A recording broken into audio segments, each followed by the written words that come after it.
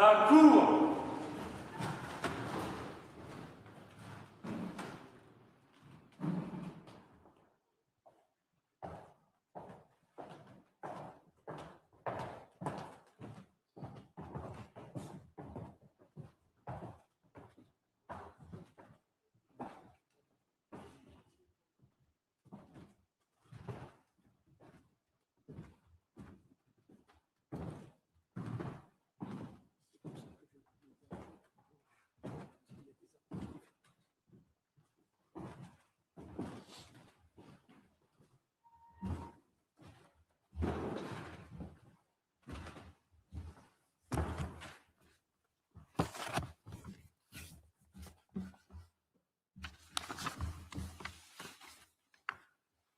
Please be seated.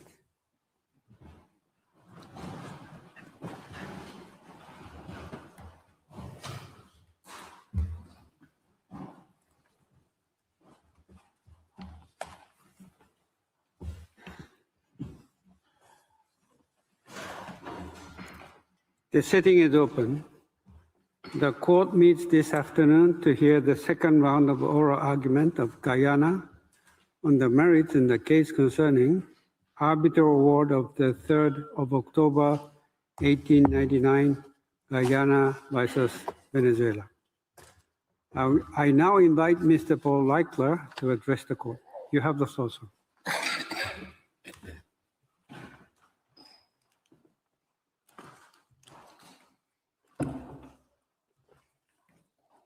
Mr. President, members of the court, good afternoon. I'm pleased to begin Guyana's second round of oral pleadings. I will address you on two treaties that have been placed in issue, the 1897 Treaty of Washington and the 1966 Geneva Agreement. There is a connection between these two treaties.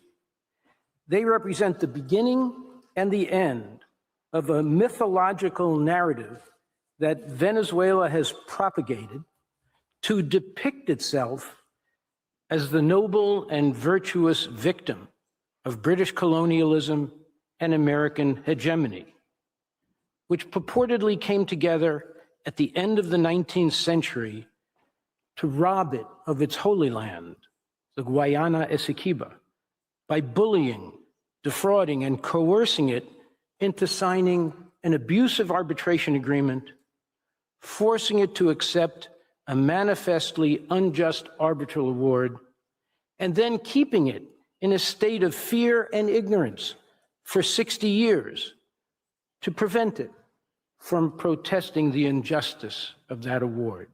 But in 1962, the myth takes a happier turn.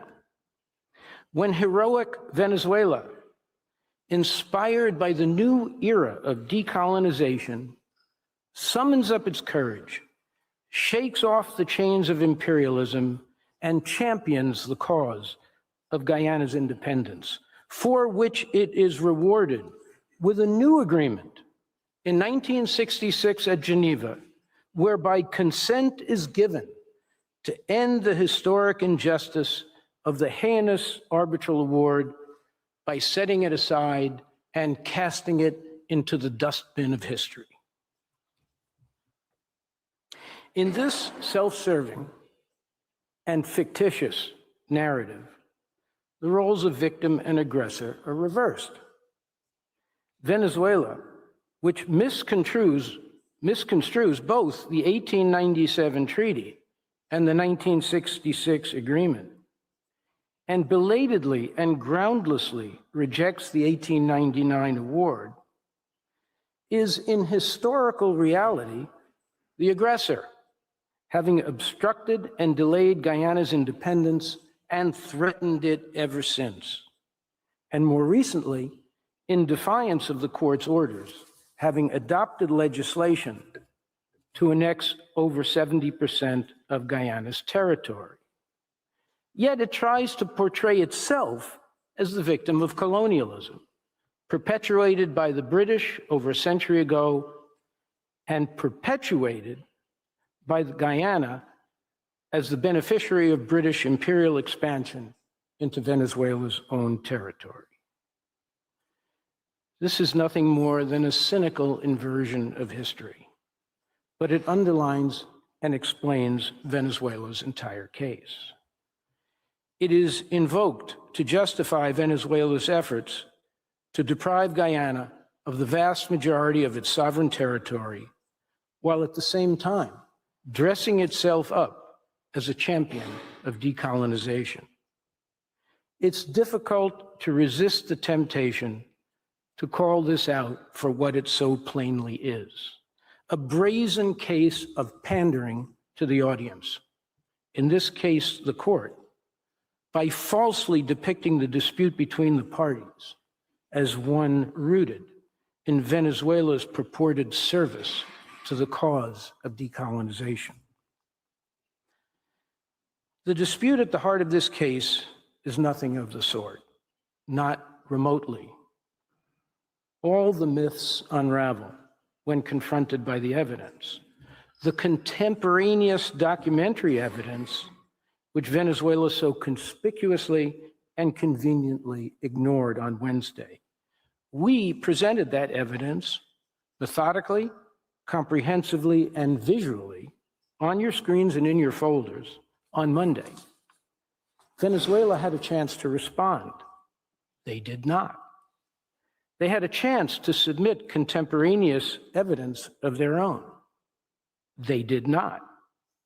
The evidence we presented on Monday, not by mere assertion or by footnote, but by physical documentation shown and made available to you, presently stands unchallenged, except by unsupported assertion.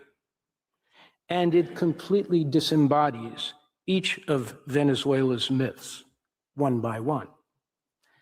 Let me begin with the mother of all their myths, that the territory between the Essequibo and Orinoco rivers once belonged to Venezuela as successor to Spain. Venezuela's representatives, including its council, repeatedly and vociferously referred to the territory as Venezuela's, expressing outrage that any of it might be awarded to Great Britain, and the fact that much of it was as evidence of a corrupt arbitration agreement and a corrupt award. Leaving aside the fact that it was Venezuela that insisted on arbitration of the competing claims of title to precisely this territory and got its wish, there is no evidence in the record of this case that Venezuela or Spain before it ever occupied any part of it. Venezuela has presented none in this case.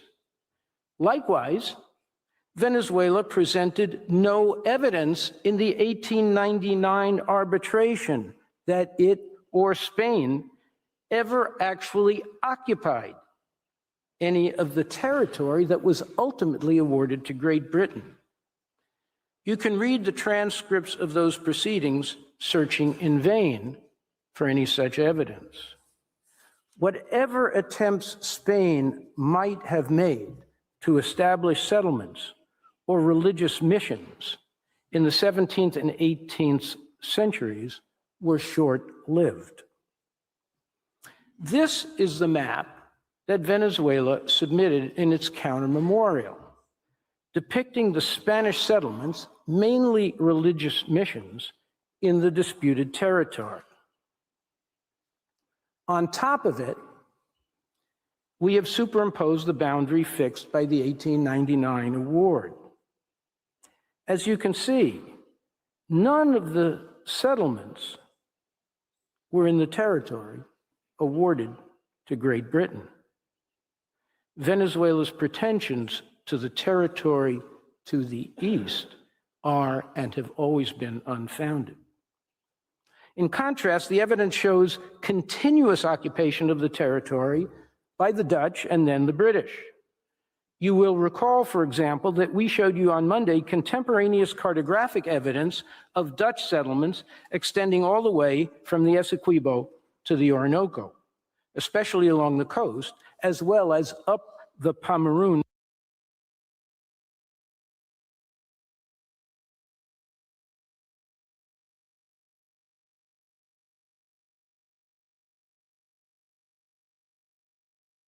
unchallenged.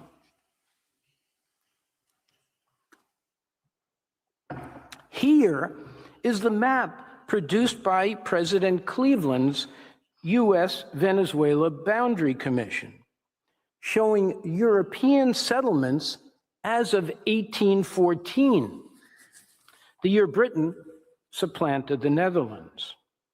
Dutch settlements are depicted in red, Spanish settlements in green, on the original, which we now highlight to make clearer.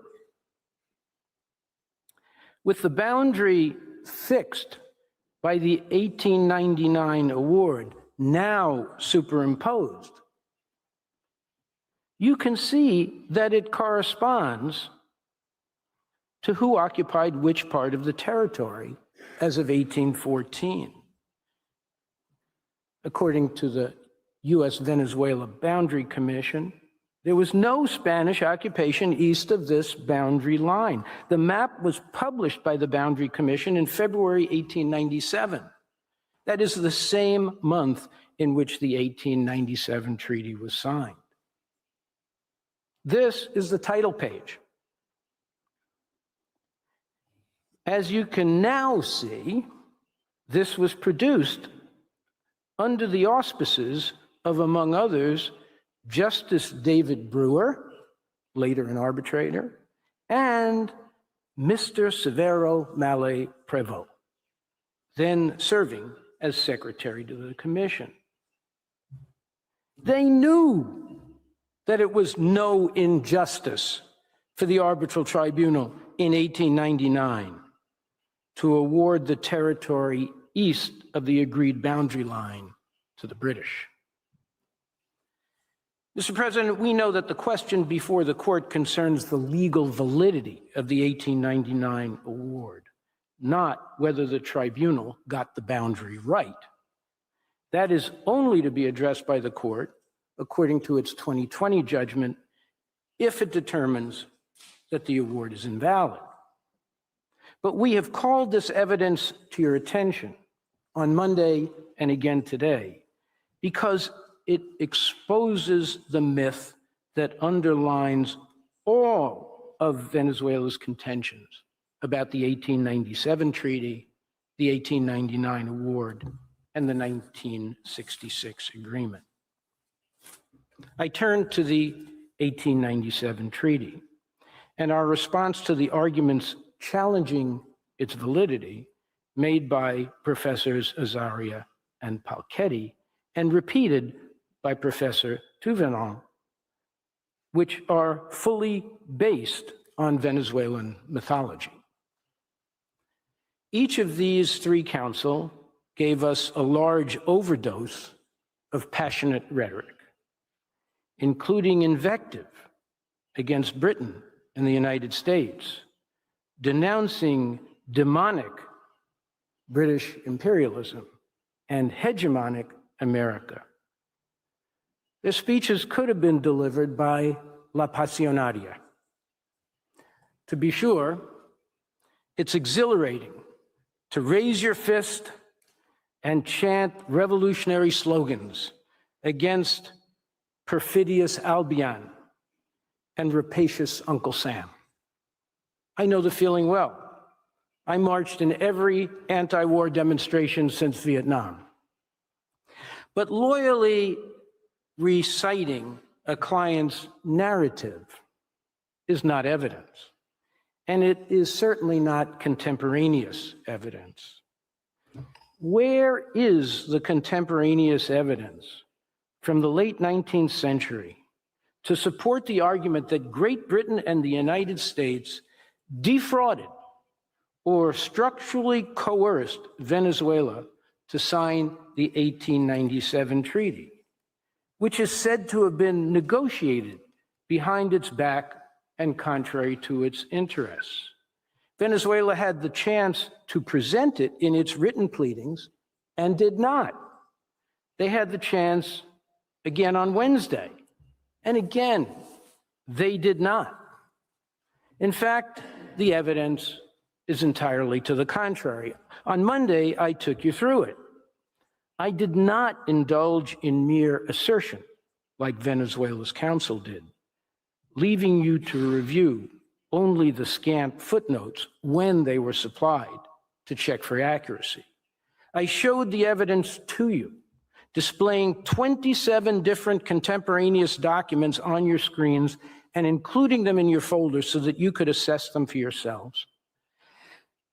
Neither the authenticity nor the accuracy of this evidence has been challenged by Venezuela, neither in its written pleadings nor on Wednesday. Not a word of contradiction. So here are some of the conclusions that can now be drawn from them. Conclusions that Venezuela has not contested with contrary evidence. I will footnote to the evidentiary sources here because I already showed them to you on Monday. By Venezuela's own admission, it wanted to go to arbitration with the British to determine title to the disputed territory, and it repeatedly urged the United States to use its influence to compel the British to agree to that arbitration. The United States agreed to assist Venezuela, took up Venezuela's cause, and ultimately forced the British to agree to Venezuela's demand for arbitration, even threatening to go to war if Britain refused. Venezuela, far from complaining about so-called U.S. hegemony, appealed to the U.S. expressly to invoke the Monroe Doctrine against Great Britain, which it did. And Venezuela profusely expressed its gratitude to the U.S. for obtaining Britain's agreement to arbitrate. You will recall the words to that effect by senior Venezuelan officials, including the president of Venezuela, Joaquin Crespo. When it came to negotiating the arbitration agreement, the uncontested evidence showed that Venezuela preferred to have the United States negotiate on its behalf because it believed that the U.S. had more influence with the British and would obtain a better deal for Venezuela than if Venezuela negotiated directly. The U.S. Secretary of State, Richard Olney, liaised closely and frequently with Venezuela's two representatives during the negotiations, received them at his home, consulted with them, shared drafts with them, welcomed their proposals, adopted and made them his own, and persuaded his British counterpart, Lord Pontefract, to accept them, including those that Venezuela regarded as the most critical. The Venezuelan representatives expressed their full satisfaction with the draft agreement that Secretary Olney negotiated, and they recommended that the Venezuelan government accept it. Venezuela then accepted the agreement freely and without compulsion as serving its best interest. This is fully documented and uncontested. Here again, you will recall the words of President Crespo, affirming that Venezuela accepted the agreement free of coercion. Quote, "The settlement plan was presented to Venezuela for its consideration with no coercive intent and in full respect of the sovereignty and independence of the Republic." And he again expressed his profound gratitude to the United States for helping Venezuela accomplish its objectives. How can Venezuela's counsel in 2026 complain that Venezuela was coerced, structurally or otherwise, in the face of this declaration by Venezuela's president in 1897 that Venezuela freely signed the treaty in the absence of any coercion? No doubt they are following instructions from their client in advancing Venezuela's current mythology, not the position Venezuela held contemporaneously in 1897.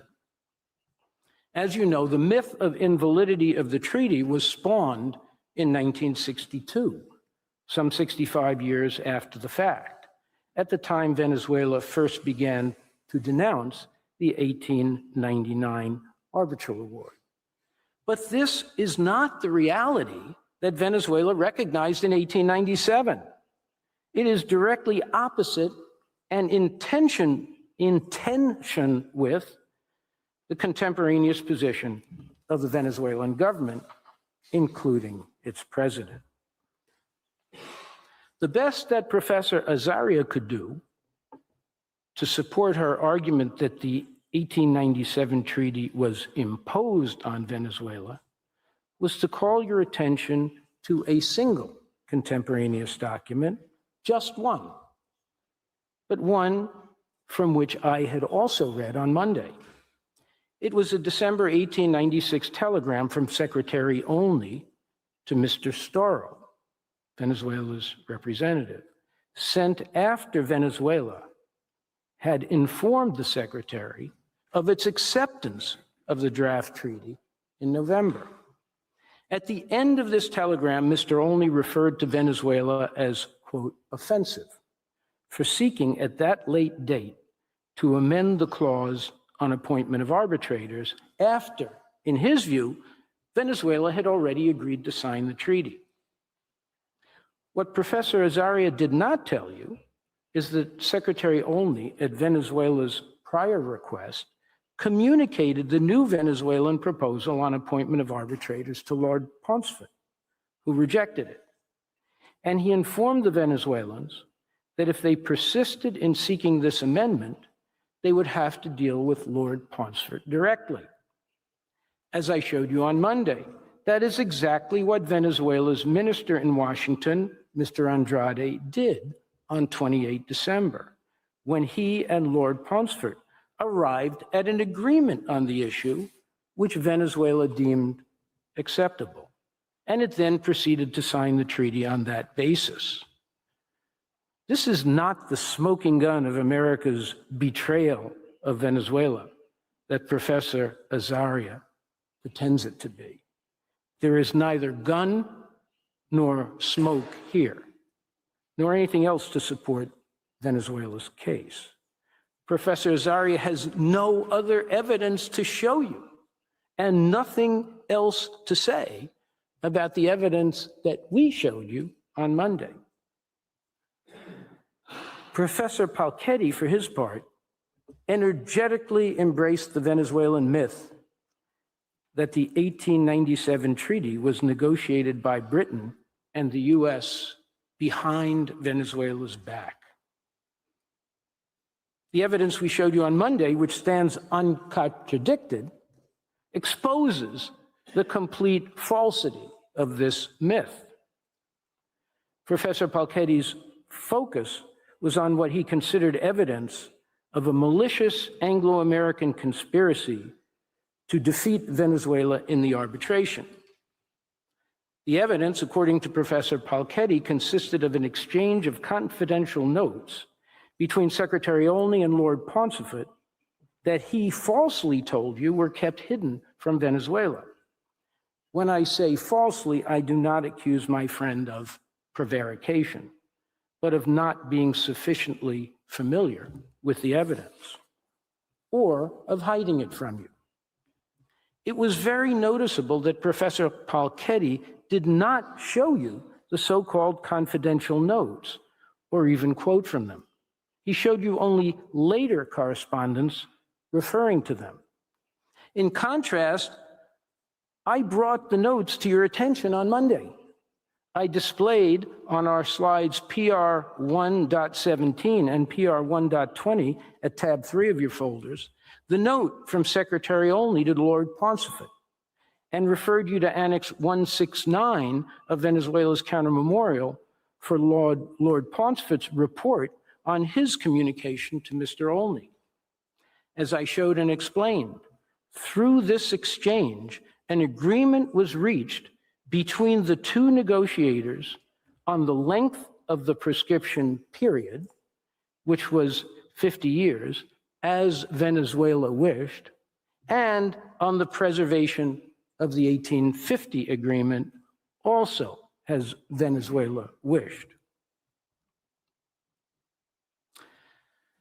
Significantly, in view of Professor Palchetti's false charge that the notes were kept from Venezuela, I had also displayed for you at slides 1.12 to 1.20 Secretary Olney's correspondence with Mr. Storrow at the time these notes were written, showing that Mr. Olney disclosed Lord Pontefract's proposals and his own to Mr. Storrow and Mr. Andrade, that Mr. Olney consulted with them, including in his own home, prior to writing to Lord Pontefract, and that Mr. Olney's proposals were consistent with those previously submitted to him by Mr. Storrow.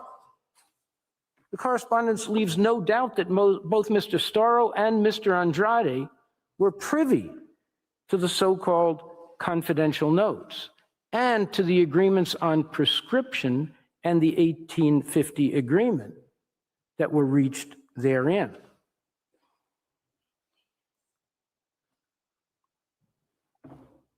Professor Palchetti referred you to the transcript of the arbitration hearings more than a year later, in which former President Harrison, Venezuela's lead counsel, seems to have been surprised by the existence of these notes. If he was unaware of them, it's Venezuela's fault.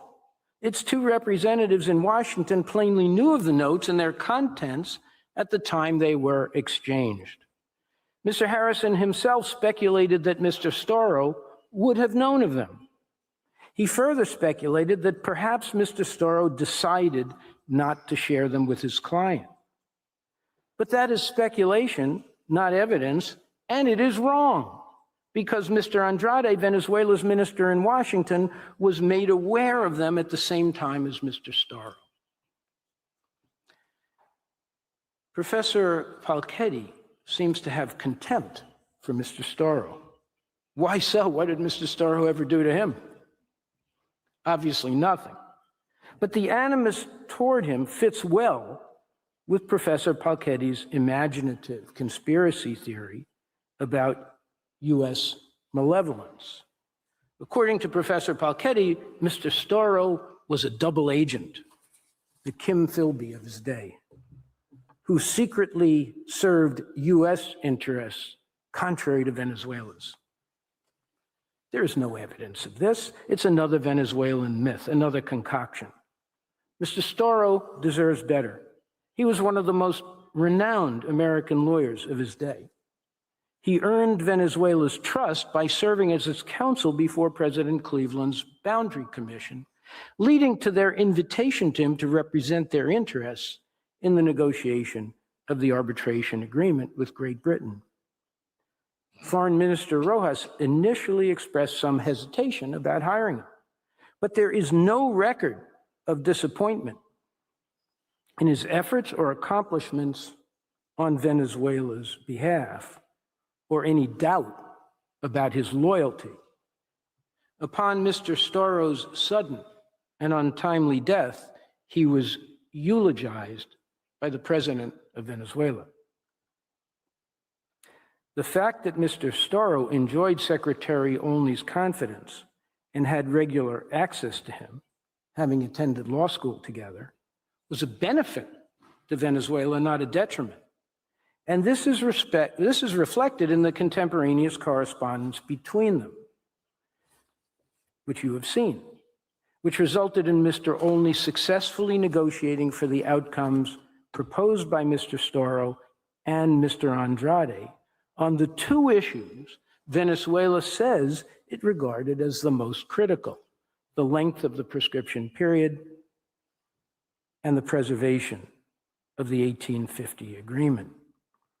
Mr. President, what this unchallenged contemporaneous evidence shows about the events leading to the negotiation of the 1897 agreement and the actual negotiation of it is that there is no truth in the poor Venezuela narrative, a fledgling republic unjustly robbed of its territory by the superpowers of the day, the nefarious British and treacherous Americans. The narrative that Venezuela and its council are trying so hard to sell to you. In Texas, they would simply say, "That dog don't hunt."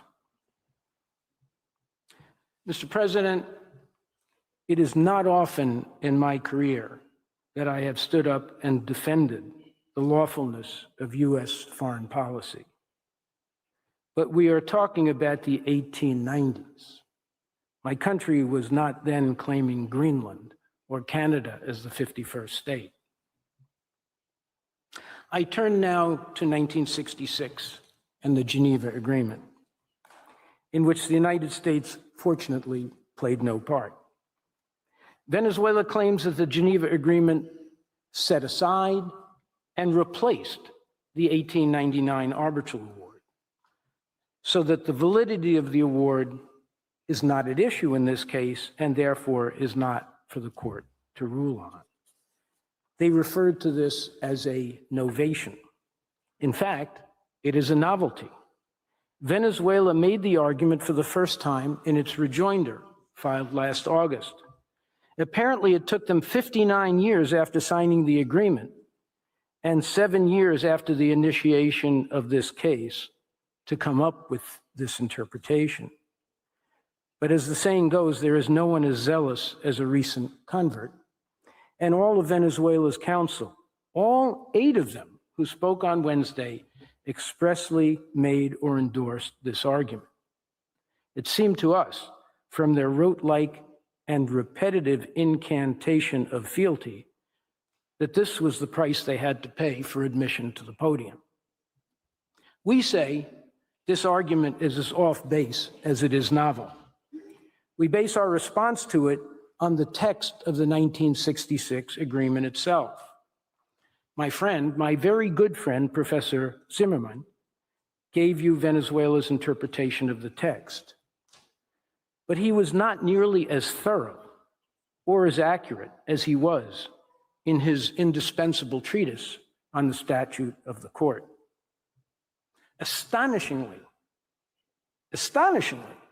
in his article-by-article review of the agreement, he completely skipped over Article 5. Given his customary meticulousness, this was surely not an oversight. So why did he decide to avoid discussion or even mention of Article 5? Let's look at the text.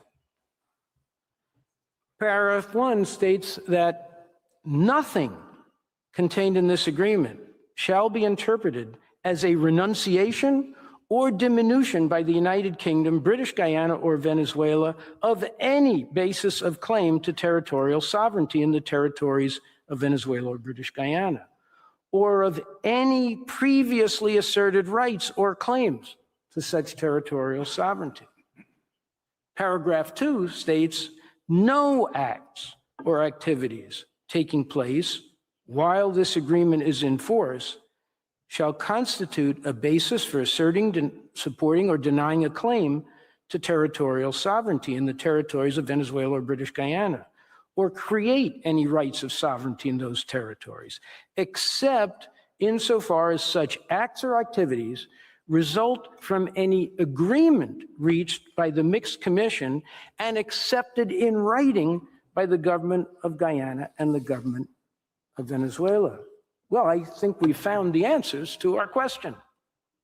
Professor Zimmerman told us that the Geneva Agreement has no savings clause. He contrasted it with the Polish Danzig Agreement, where such a clause exists. On this basis, he argued that all rights and obligations claimed by the parties under prior legal instruments, including the 1899 Arbitral Award, were set aside and replaced by new rights and obligations under this 1966 agreement. But that is directly contradicted by paragraph 1, which bears all the hallmarks of a savings clause. It is undeniable from the text that this preserves all assertions of rights and obligations under the 1899 Arbitral Award. Professor Zimmerman also told us that the conduct of the parties after the signing of the agreement, in particular their participation in negotiations via the Mixed Commission, demonstrates their understanding that the rights and obligations under the 1899 award had been set aside and replaced. But that is contradicted by paragraph 2, which expressly provides that no future conduct pursuant to the agreement can be understood to constitute a waiver of pre-existing rights unless the waiver is express and pursuant to an agreement between the parties. There is no evidence of any express waiver or any such agreement. Beyond Professor Zimmerman's remarkable excision of Article 5 from the agreement, there is his tortuous reading of Article 1. The reference in the text to controversy in that article, he tells us, can only refer to the controversy over title to territory, rather than any controversy over the validity of the 1899 Arbitral Award, because, he tells us, the same word, controversy, was used in the 1897 treaty, 2 years before the award was issued. It sounds like a sophisticated analysis, but it's just a piece of sophistry, because it ignores the actual text of Article 1, part of which, in my friend's reading, suffers the same ignominious excision from the agreement as the whole of Article 5. It's on your screens now. The controversy between Venezuela and the United Kingdom, which has arisen as a result of the Venezuelan contention that the Arbitral Award of 1899 about the frontier between British Guyana and Venezuela is null and void. The controversy identified in Article 1 is plainly not the same controversy as the one mentioned in the 1897 treaty. It is the, quote, controversy that has arisen as a result of Venezuela's contention that the Arbitral Award of 1899 is null and void. This text, especially when read in light of the text of Article 5, thoroughly defeats Venezuela's novation argument. If there is a controversy over Venezuela's contention that the award is null and void, as Article 1 says, it can only mean that the other parties to the agreement, namely Great Britain and British Guyana, ultimately Guyana, disagree with Venezuela's contention. That is, they do not agree that the award is null and void. To the contrary, they maintain, as they always have, that it is valid. So if they maintain that the award is valid and they claim rights under it, as they do, and Article 5 expressly preserves all rights and obligations claimed under instruments that predate the 1966 agreement, how can it possibly be maintained that Great Britain and British Guyana, later Guyana, agreed by signing this agreement to abandon their rights and claims under the 1899 award? The answer is obvious. Their claim is frivolous. Venezuela's argument that the 1966 agreement somehow set aside and replaced the 1899 award cannot be reconciled with the text of that agreement, especially if one reads the text that Professor Zimmerman would have you ignore. And I can cite unimpeachable authority for this, Guyana's reading of the Geneva Agreement and the rejection of Venezuela's, the court itself. I refer specifically to paragraph 64 of its December 2020 judgment on jurisdiction. The court further notes that in the conclusion and implementation of the Geneva Agreement, I apologize for reading the entire quote, but I don't think it would be appropriate for me to skip over any of the court's language. The court further notes that in the conclusion and implementation of the Geneva Agreement, the parties have expressed divergent views as to the validity of the 1899 award rendered by the tribunal and the implications of this question for their frontier. Thus, Article 1 of the Geneva Agreement defines the mandate of the Mixed Commission as seeking satisfactory solutions for the practical settlement of, quote, the controversy between Venezuela and the United Kingdom, which has arisen as a result of the Venezuelan contention that the Arbitral Award of 1899 about the frontier between British Guyana and Venezuela is null and void. That contention by Venezuela was consistently opposed by the United Kingdom in the period from 1962 until the adoption of the Geneva Agreement on 17 February 1966, and subsequently by Guyana after it became a party to the Geneva Agreement upon its independence in accordance with Article 8 thereof. In regard to Article 5, the court determined in paragraph 65, by referring to the preservation of their respective rights and claims to such territorial sovereignty, the parties appear to have placed particular emphasis on the fact that the controversy referred to in the Geneva Agreement primarily relates to the dispute which has arisen as a result of Venezuela's contention that the 1899 award is null and void, and its implications for the boundary line between Guyana and Venezuela.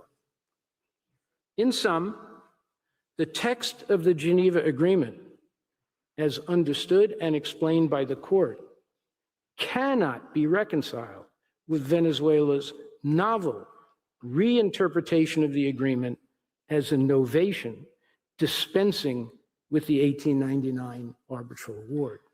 Professor Dargent will have more to say about this subject and the effects of the 2020 judgment. Before concluding, Mr. President, I want to respond to Venezuela's presentation of itself as the South American continent's foremost crusader against colonialism and promoter of Guyana's decolonization. This is another Venezuelan myth that cannot be reconciled with the facts. The historical record shows that Venezuela was an obstacle to Guyana's independence, not a facilitator. It strains to link its belated assertion of the invalidity of the 1899 arbitral award to the iconic resolution on decolonization adopted by the General Assembly in 1960. There is no such link. Venezuela has presented no evidence of one. A more historically accurate explanation of the timing of Venezuela's denunciation of the arbitral award in 1962 is that British Guyana was then entering the final stage of its own decolonization process, and Venezuela sensed an opportunity to exploit the new republic's weakness after the lowering of the Union Jack and the departure of British troops by resurrecting its bogus claim to the vast majority of Guyana's sovereign territory. Here is what Venezuela itself told the court in its memorandum on jurisdiction submitted on 28 November 2019. The beginning, well, I had hoped to show it to you, but I will read it to you.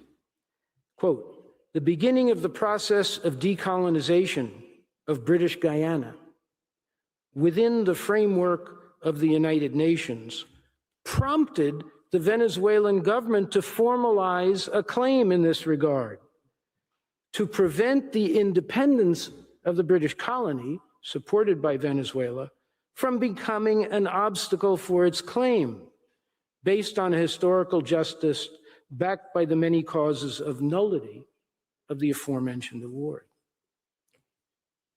Venezuela's interests were not benign. They were self-serving and predatory. They were to acquire the Essequibo at a time when newly born Guyana would be powerless to maintain it. Venezuela's counsel speak of asymmetry. The only asymmetry is between Venezuela and Guyana. There was none in the 1890s when Venezuela enjoyed the full support of the United States in its contest with Great Britain, as the contemporaneous documents demonstrate, I should say the uncontested contemporaneous documents demonstrate, balancing the power equation. This historical reality contrasts completely with Venezuela's mythical account of international relations during that period. Mr. President, I have presented Guyana's rebuttal on the 1897 treaty and the 1966 agreement. There is, of course, a third binding agreement that is of great importance in this case, the 1905 boundary treaty between Venezuela and Great Britain. My esteemed colleagues, Professor Sands and Professor Oral, will have more to say on the significance of that treaty. Mr. President, members of the court, I thank you again for your kind courtesy and patient attention this afternoon and during these proceedings, and I ask that you call Professor Dargent to the podium. I thank Mr. Reichler for his statement. If you don't mind. I would now like to give the floor to Professor Pierre Dargent. You have the floor.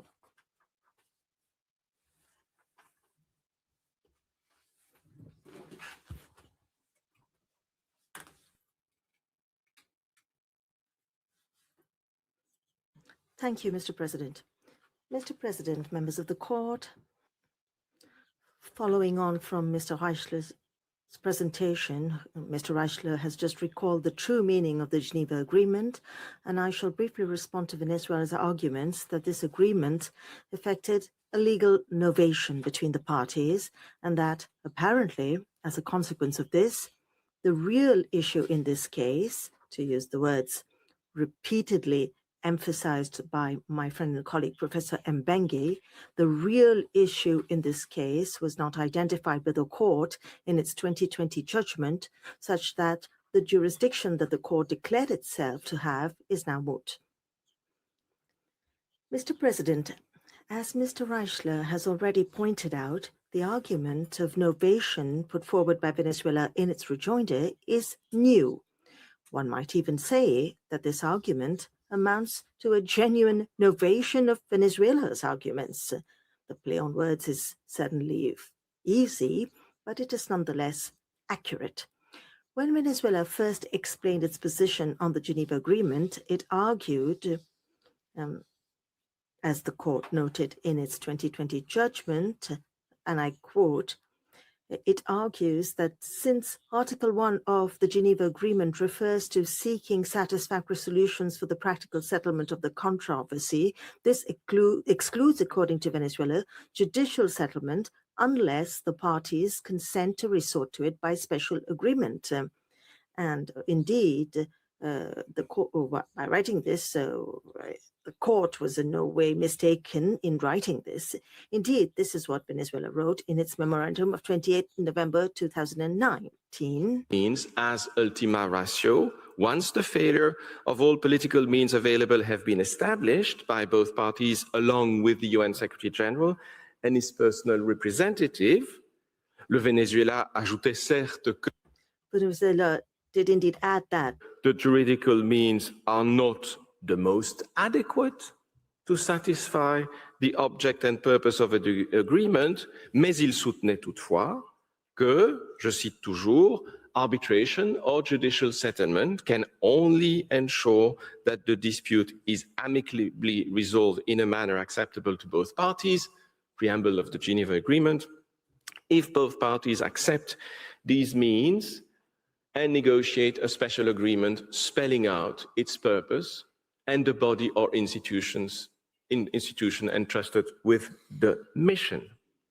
Alors on sait It is well known that the court, on the contrary, held that the Secretary General's decision to designate the court did not require the parties' further consent. However, the position then defended by Venezuela was not that the Geneva Agreement precluded by novation the controversy as identified in Article 1 from being submitted to judicial settlement on the grounds that it called for a negotiated solution that was mutually acceptable to the parties. According to Venezuela, this element, which it linked to the preamble, would in fact have limited the Secretary General's power by requiring that the parties confirm by mutual agreement his decision to choose the court. Furthermore, members of the court, in 2022, During the incidental proceedings concerning its objection based on the monetary gold principle, the possibility for the court to rule on the validity of the award was the indispensable premise of that objection. And the Council on Venezuela's side emphasized this. Thus, according to Professor Zimmerman, in 2020, he said that the 2020 judgment revealed that in the case at hand, the court has to necessarily decide upon the validity or invalidity of the award. Toujours lors des during 2020 hearings, Professor Tams emphasized on the same day, three matters are clear, and they all point to the central role of the United Kingdom.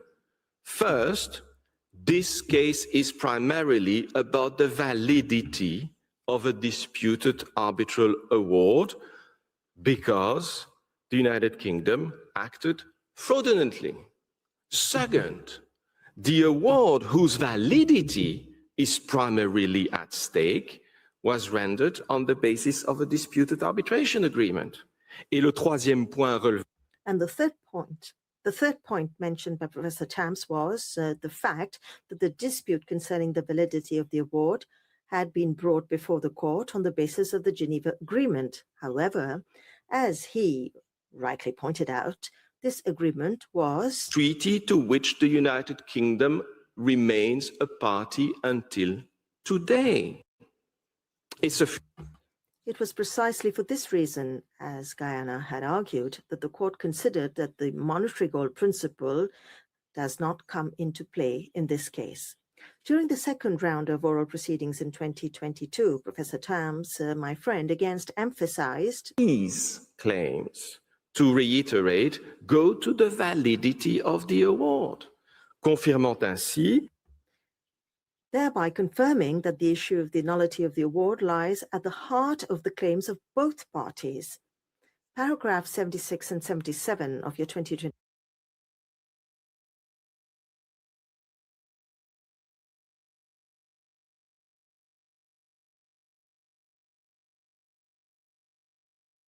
what the court had already noted in its 2020 judgment, namely, and as I already recalled on Monday, that the question of the validity of the 1899 award was central to the controversy which needed to be resolved under Article 4, Paragraph 2 of the agreement in order to reach a definitive settlement of the land boundary between Guyana and Venezuela.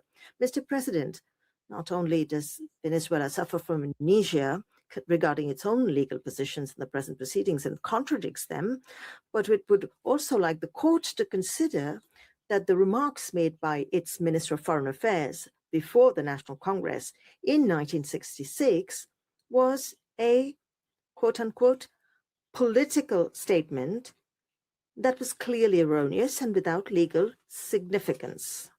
This is what Professor Tufner has argued. I commend my colleague's audacity to support his client, but let us pause for a moment to consider the enormity of his claim.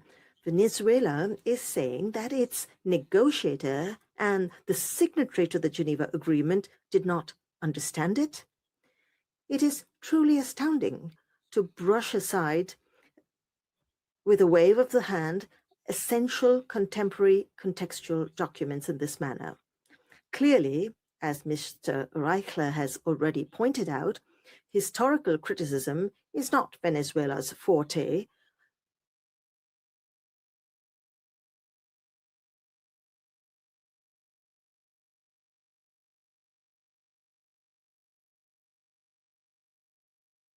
In paragraph 134 of its judgment, which I already read out on Monday, there is no basis for Venezuela's assertion that the Geneva Agreement does not cover the question of the validity of the award, and that this question is not part of the dispute covered by that agreement.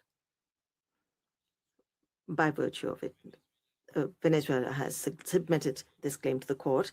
Venezuela has therefore, as I said already, submitted this claim to the court, and the court has expressly rejected it.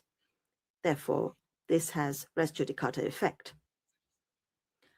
As regards the argument concerning novation, which Professor Mbenge has discussed at length and which Professor Reichler has just recalled concerning the interpretation of the Geneva Agreement, in particular Articles 1 and 5 thereof, what I have just pointed and what I said on Monday, drawing on your 2020 judgment, all this should suffice, according to me. Everything about this argument regarding novation is flawed, and not just the fact that it is plagued with an internal contradiction, as I had pointed out.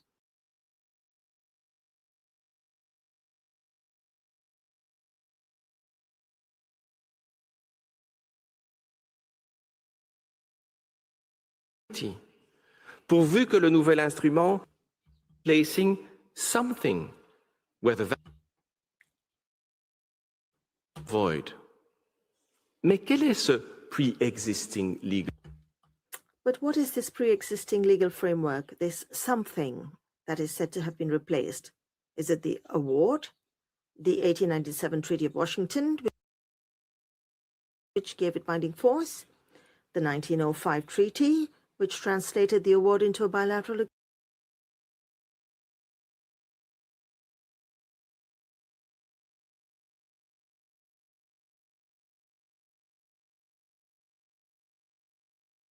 Power?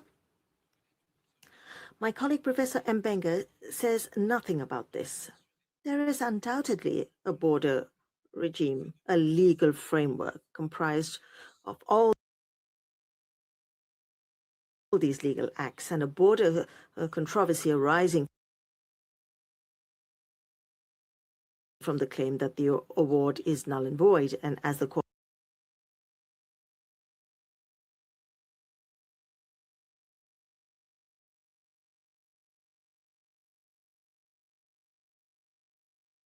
Guyana accepts that at the time of its independence and by virtue of the Geneva Agreement, it inherited a territorial controversy created by its neighbor, but that agreement in no way altered the terms of that controversy, nor set aside the legal acts on which it was founded. Indeed, where does it state in the Geneva Agreement that its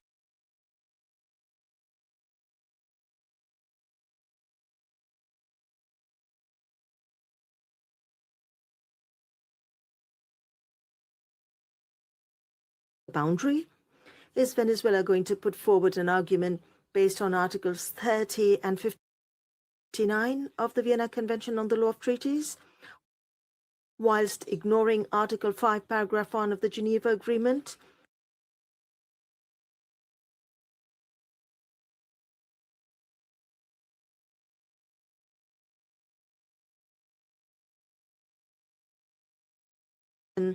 That In 5 decades, Guyana did not invoke the award. Combien cette affirmation how this assertion was completely lacking in the facts.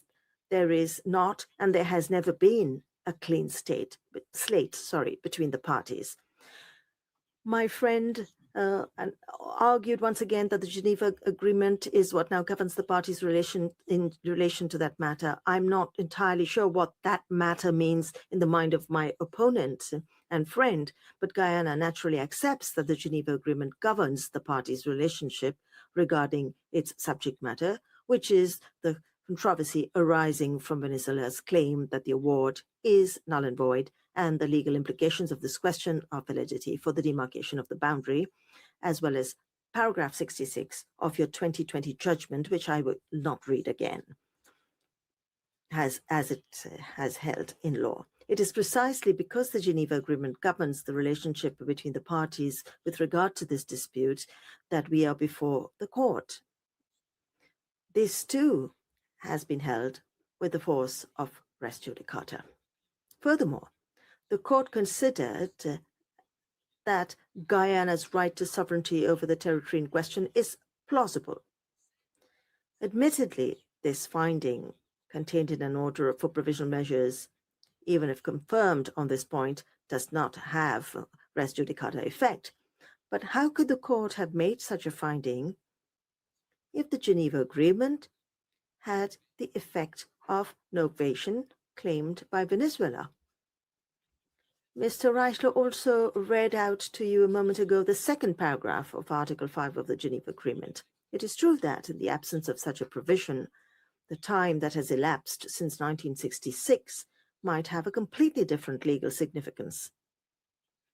However, contrary to what Professor Mbenge has argued, this provision in no way amounts to a novation of the legal situation that existed on the day of the Geneva Agreement, which, on the contrary, has been fully preserved by paragraph 1 of Article 5.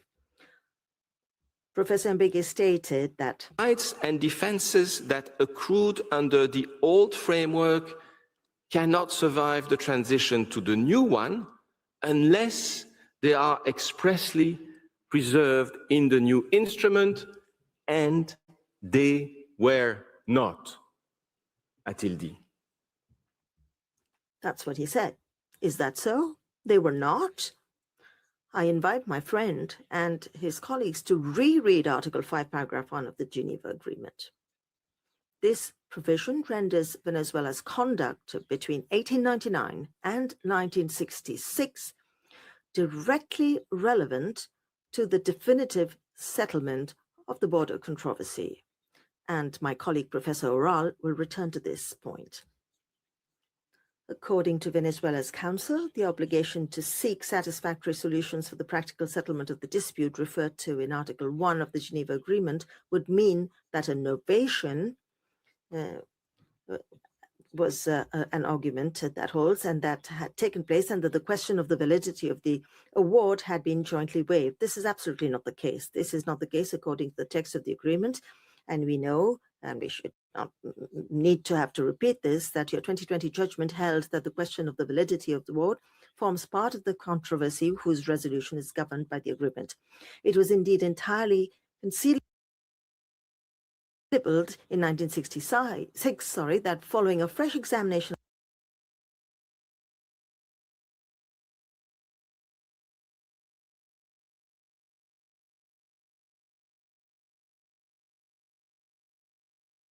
any legal novation.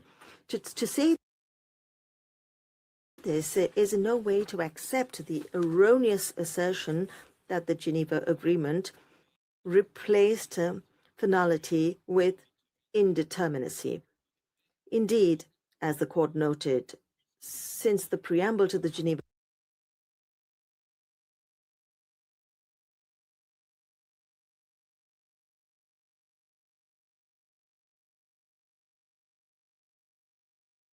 dispute between the parties.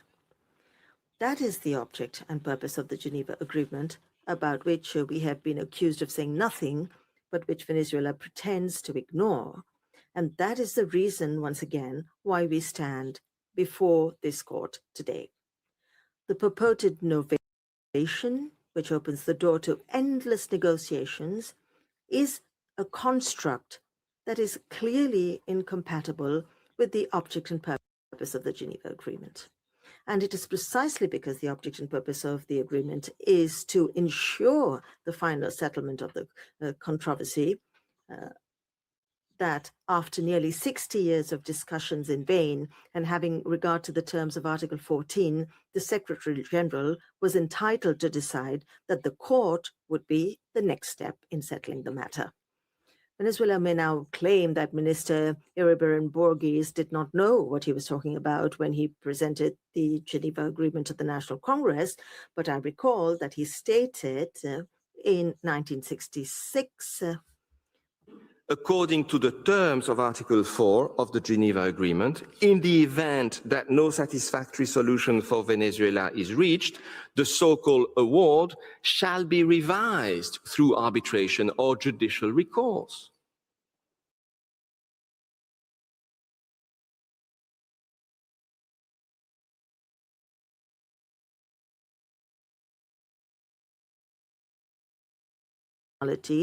That it could hear the related question of the definitive settlement of the land boundary dispute between the parties. It is therefore incorrect to argue that The court does not uphold the award and Guyana refuses to come back to the negotiation table. Neither state advances and the controversy is left to fester. Mes chers collègues, ce n'est My dear colleagues, it is no longer just the Geneva Agreement that must be read, but also the 2020 judgment, which is so despised by Venezuela. Finally, did that judgment fail to identify the real issue in this case? Absolutely not. As is evident particular from the 2024 judgment in the Azerbaijan versus Armenia case, which Venezuela relies upon, to determine on an objective basis the subject matter of the dispute between the parties by isolating the real issue in the case and identifying the object of the applicant's claims, this concerns the court's jurisdiction, ratione materiae, and the court ruled in 2020 with res judicata effect, not only on the subject matter of the dispute, but also on the scope of its jurisdiction, both substantive and temporal. But members of the court, you are all aware of this, and I think that I have taken up enough of your time, and I'm very grateful for your kind attention. May I ask you, Mr. President, to call my dear colleague, Professor Pillay, to the stand. Merci, le professeur. I thank Professor Dargent, and I now call on Professor Alain Pelé to address the court. Sir, you have the floor.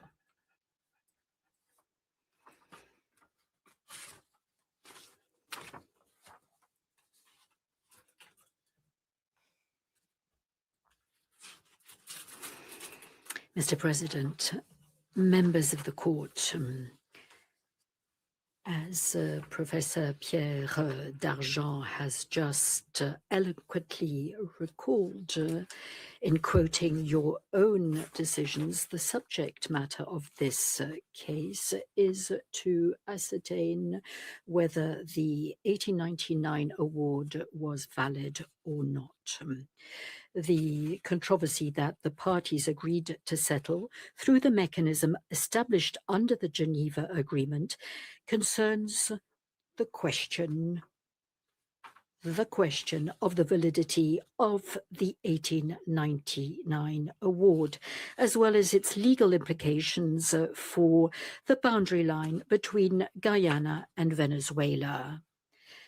This, Mr. President, seems very much sufficient in order to revert to the subject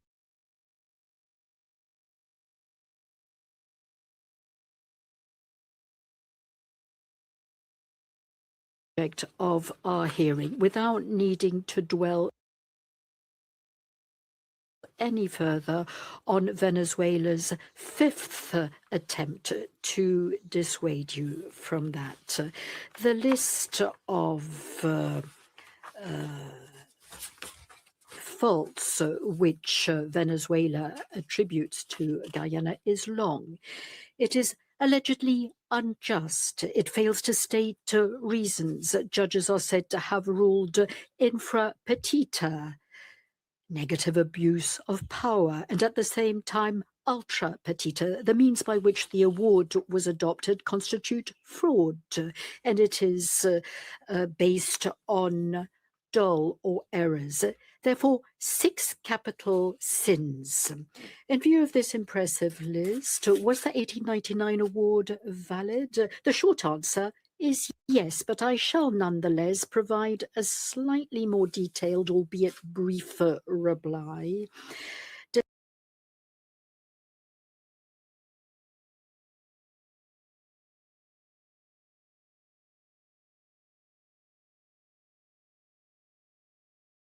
It fails to state reasons. This assuredly is a key point, and the tribunal allegedly failed to comply with its mandate, going both too far and falling short.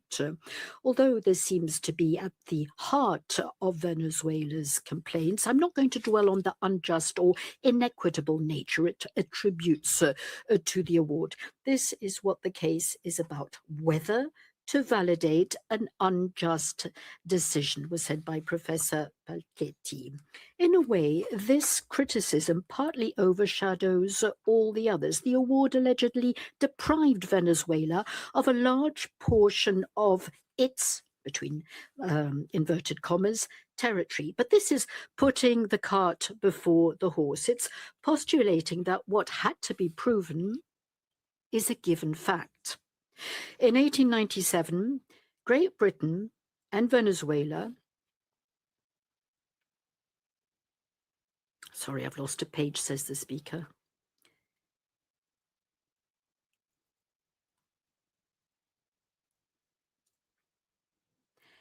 Had a border dispute. Both countries asked the arbitral tribunal to settle it. In the absence of a settlement, neither could legally assert the extent of its territory. It was, or they were, in dispute. The award lifted the uncertainty, and it was only after the tribunal's intervention that each party was able to assert its territorial or border claims, and I'll revert to that. The award did not deprive anyone's territory.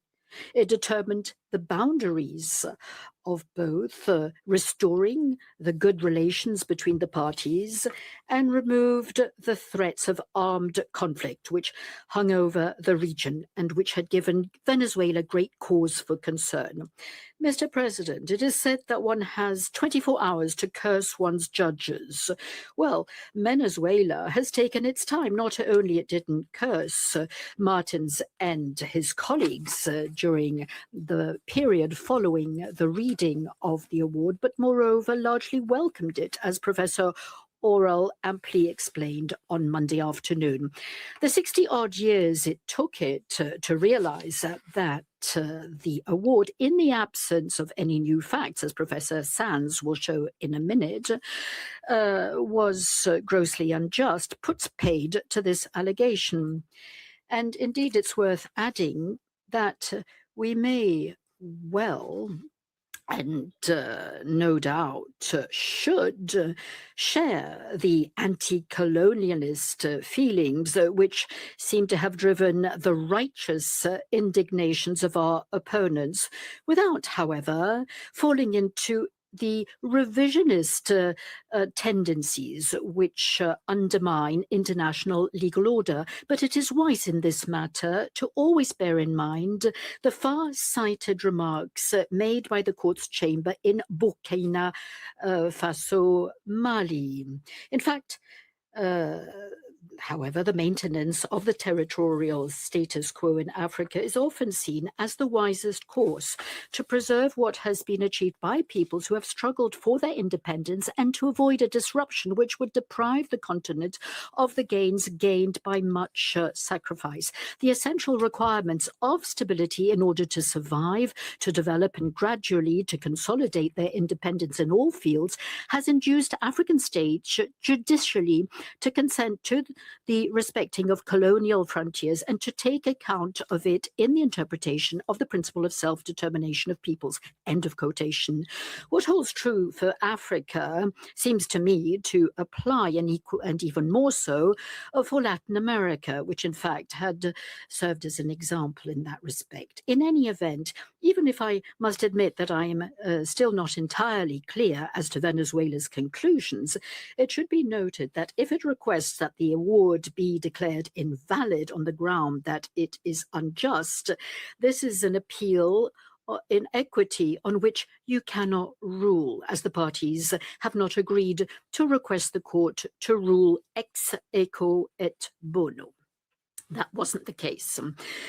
As regards the lack of reasons, there's nothing particularly new in this matter, and for good reason. On Wednesday, Venezuela's lawyers essentially referred to their previous submissions and are reluctant to accept the principle that, be it for the statement of reasons or for all the other grounds of invalidity they allege, the law which shall be taken into consideration is that which was in force at the relevant critical date, i.e. in 1897 or 1899, as regards the rules applicable to the adoption of the award. This is the effect of intertemporal law, a principle which doesn't seem to inspire our opponents much. Only one, Professor Palchetti, mentioned it in passing, and all he had to say on the matter boils down to something like this, and I quote him: Guyana's emphasis on intertemporal law is only an attempt to mask the grave irregularities committed by the Arbitral Tribunal. It is primarily defensive and fails at that task. End of quote. He did, however, add that the court, in the 1906 Award of the King of Spain case, accepted that lack of reasons was a ground of invalidity at the relevant time. And Professor Palchetti went on to repeat, and I quote him, in the arbitral award made by the King of Spain case, Honduras and Nicaragua accepted that lack of reasons was a ground of invalidity at the relevant time. The court, Jura Novit Curia, decided the issue of lack of reason on that very basis. End of quote.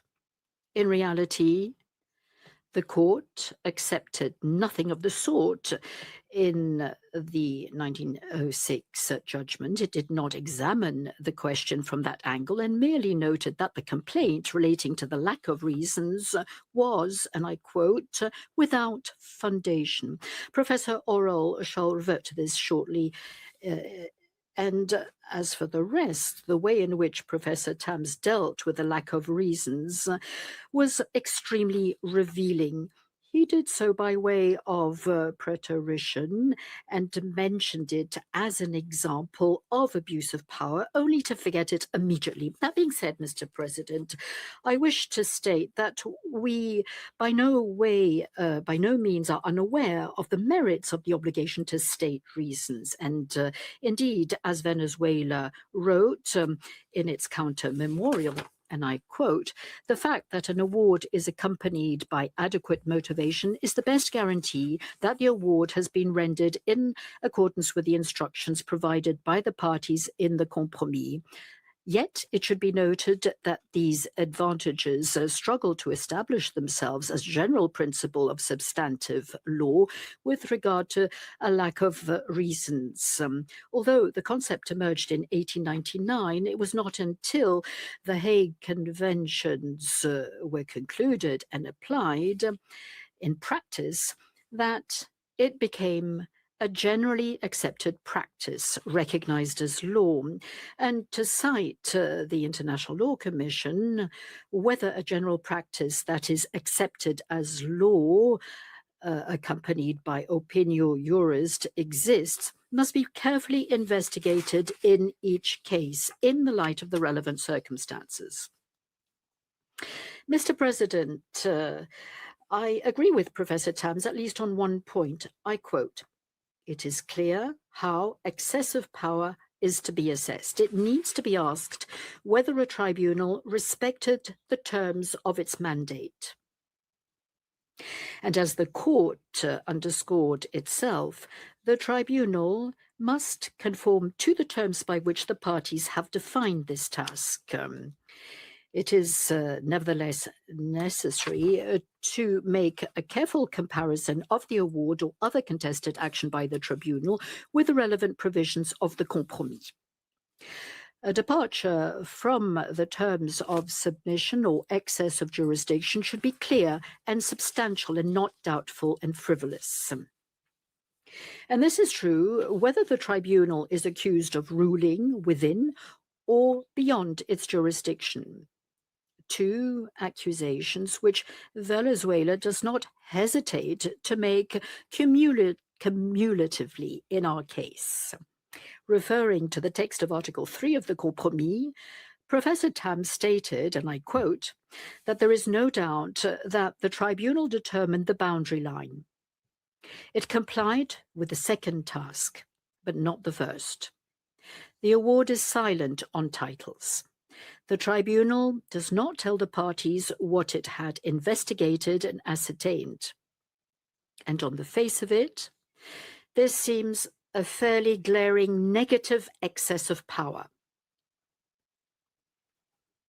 As with most of the complaints raised by Venezuela, once again, we encounter the question of the statement of reasons. And whilst they do not expressly state which titles they took into consideration, the arbitrators specified that they investigated and ascertained the extent of the territories belonging to, or that might lawfully be claimed by the United Netherlands or by the Kingdom of Spain, respectively, at the time of the acquisition by Great Britain of the colony of British Guyana. End of quote. This is, moreover, clearly what they did, as is evident from the written pleadings and the pleadings during the hearings, and in particular, the questions put to the parties by the arbitrators in 1888 and 99.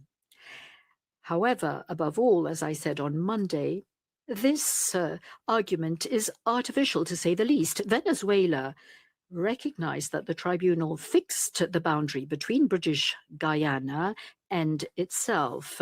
In so doing, it therefore implicitly determined the extent of both territories. The effect of any judicial decision rendered either in a dispute as to attribution of territory or in a delimitation dispute is necessarily to establish a frontier. I quote Burkina Faso, Mali. I admit that the opposite would not be a convincing reply. If, instead of ruling on the boundaries, the tribunal had confined itself to indicating the titles it relied on, it would have ruled infra petita. But that is not the case. Having decided on the respective boundaries of both territories, at the same time, it implicitly but necessarily ruled on the titles belonging to each of the parties. Mr. President, the complaint of the ultra petita ruling in fact, has been halved between the rejoinder and the Wednesday hearing, which goes to show the seriousness with which it was raised. Gone, then, is the criticism that the award ruled on Brazil's rights. So be it. We still have the assertion, however, according to which, I quote, while the tribunal ignored the first of its two tasks, it decided a further issue, which was never submitted to it. In the final section of the award, the tribunal set out a regime for free navigation on two rivers, the rivers Amacuru and Barima. End of quote. Professor Tams, who valiantly made this assertion before yesterday, offered an analysis of Article 4 of the Treaty of Washington, which seeks to confine itself to a mere provision concerning the applicable law, what it is, in part, but not exclusively. The text of Article 4 is projected in full on your screens. The introductory paragraph extends Article 3 by specifying the tribunal's task, which is both to establish the facts and to apply the rules which were agreed on. Those are then set out in 3 subparagraphs, the first of which is mixed, if I may say so. It sets out a rule relating to prescription and then specifies the tribunal's function. Subparagraph B, focusing primarily on the applicable law while leaving a certain margin of appreciation to the arbitrators. And as for subparagraph C, I explained at length on Monday that this is a substantive rule primary, if you will, and explained that I fully concurred with the interpretation which Venezuela's representatives themselves had given of it during their pleading in 1898.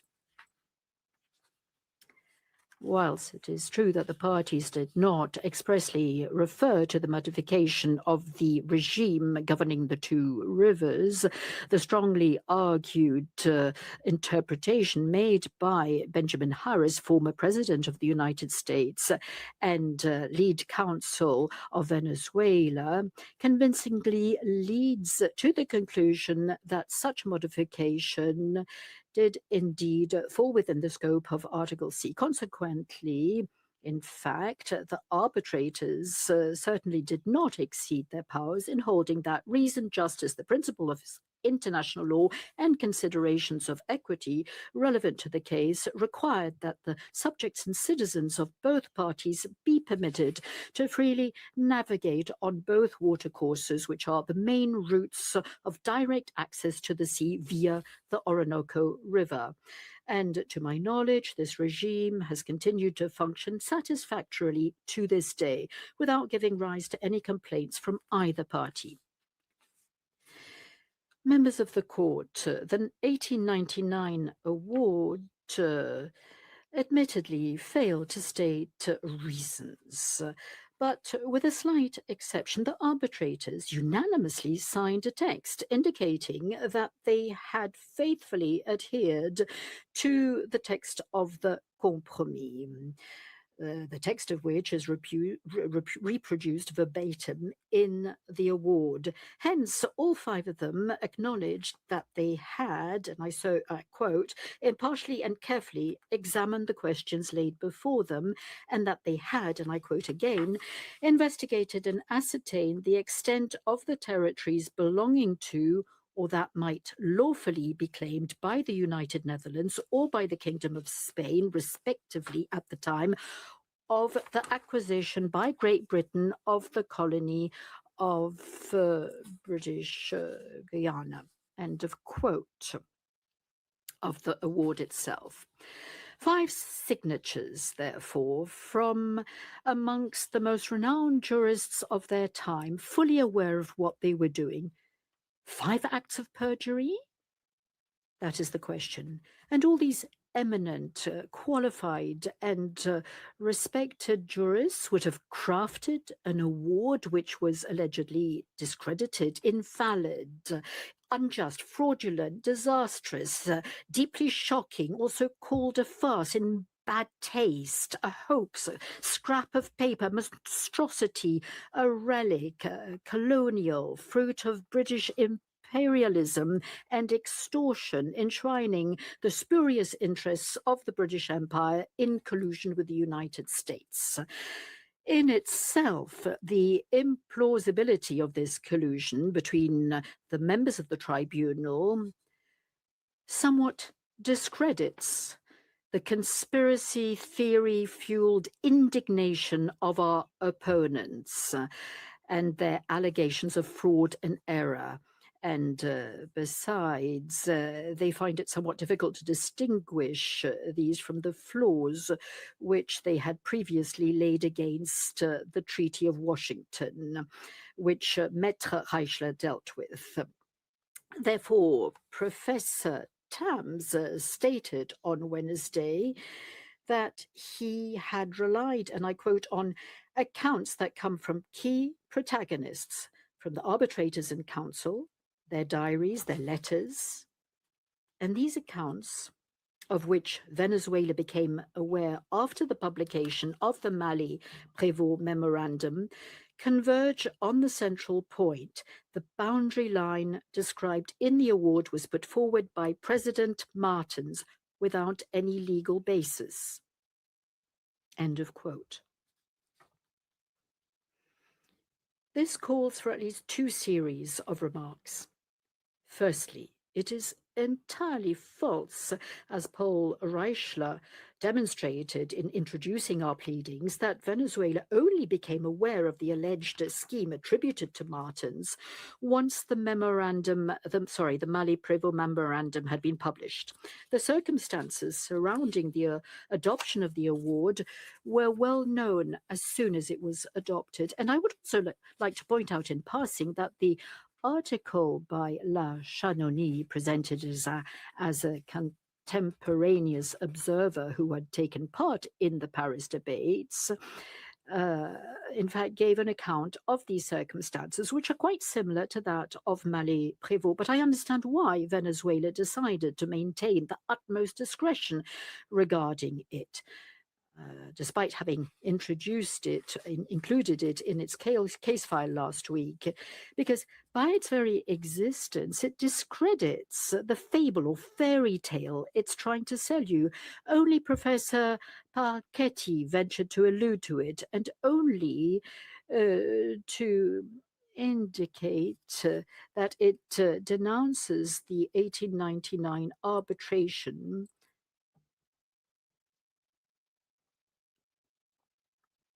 for having contributed to the dispossession of small states.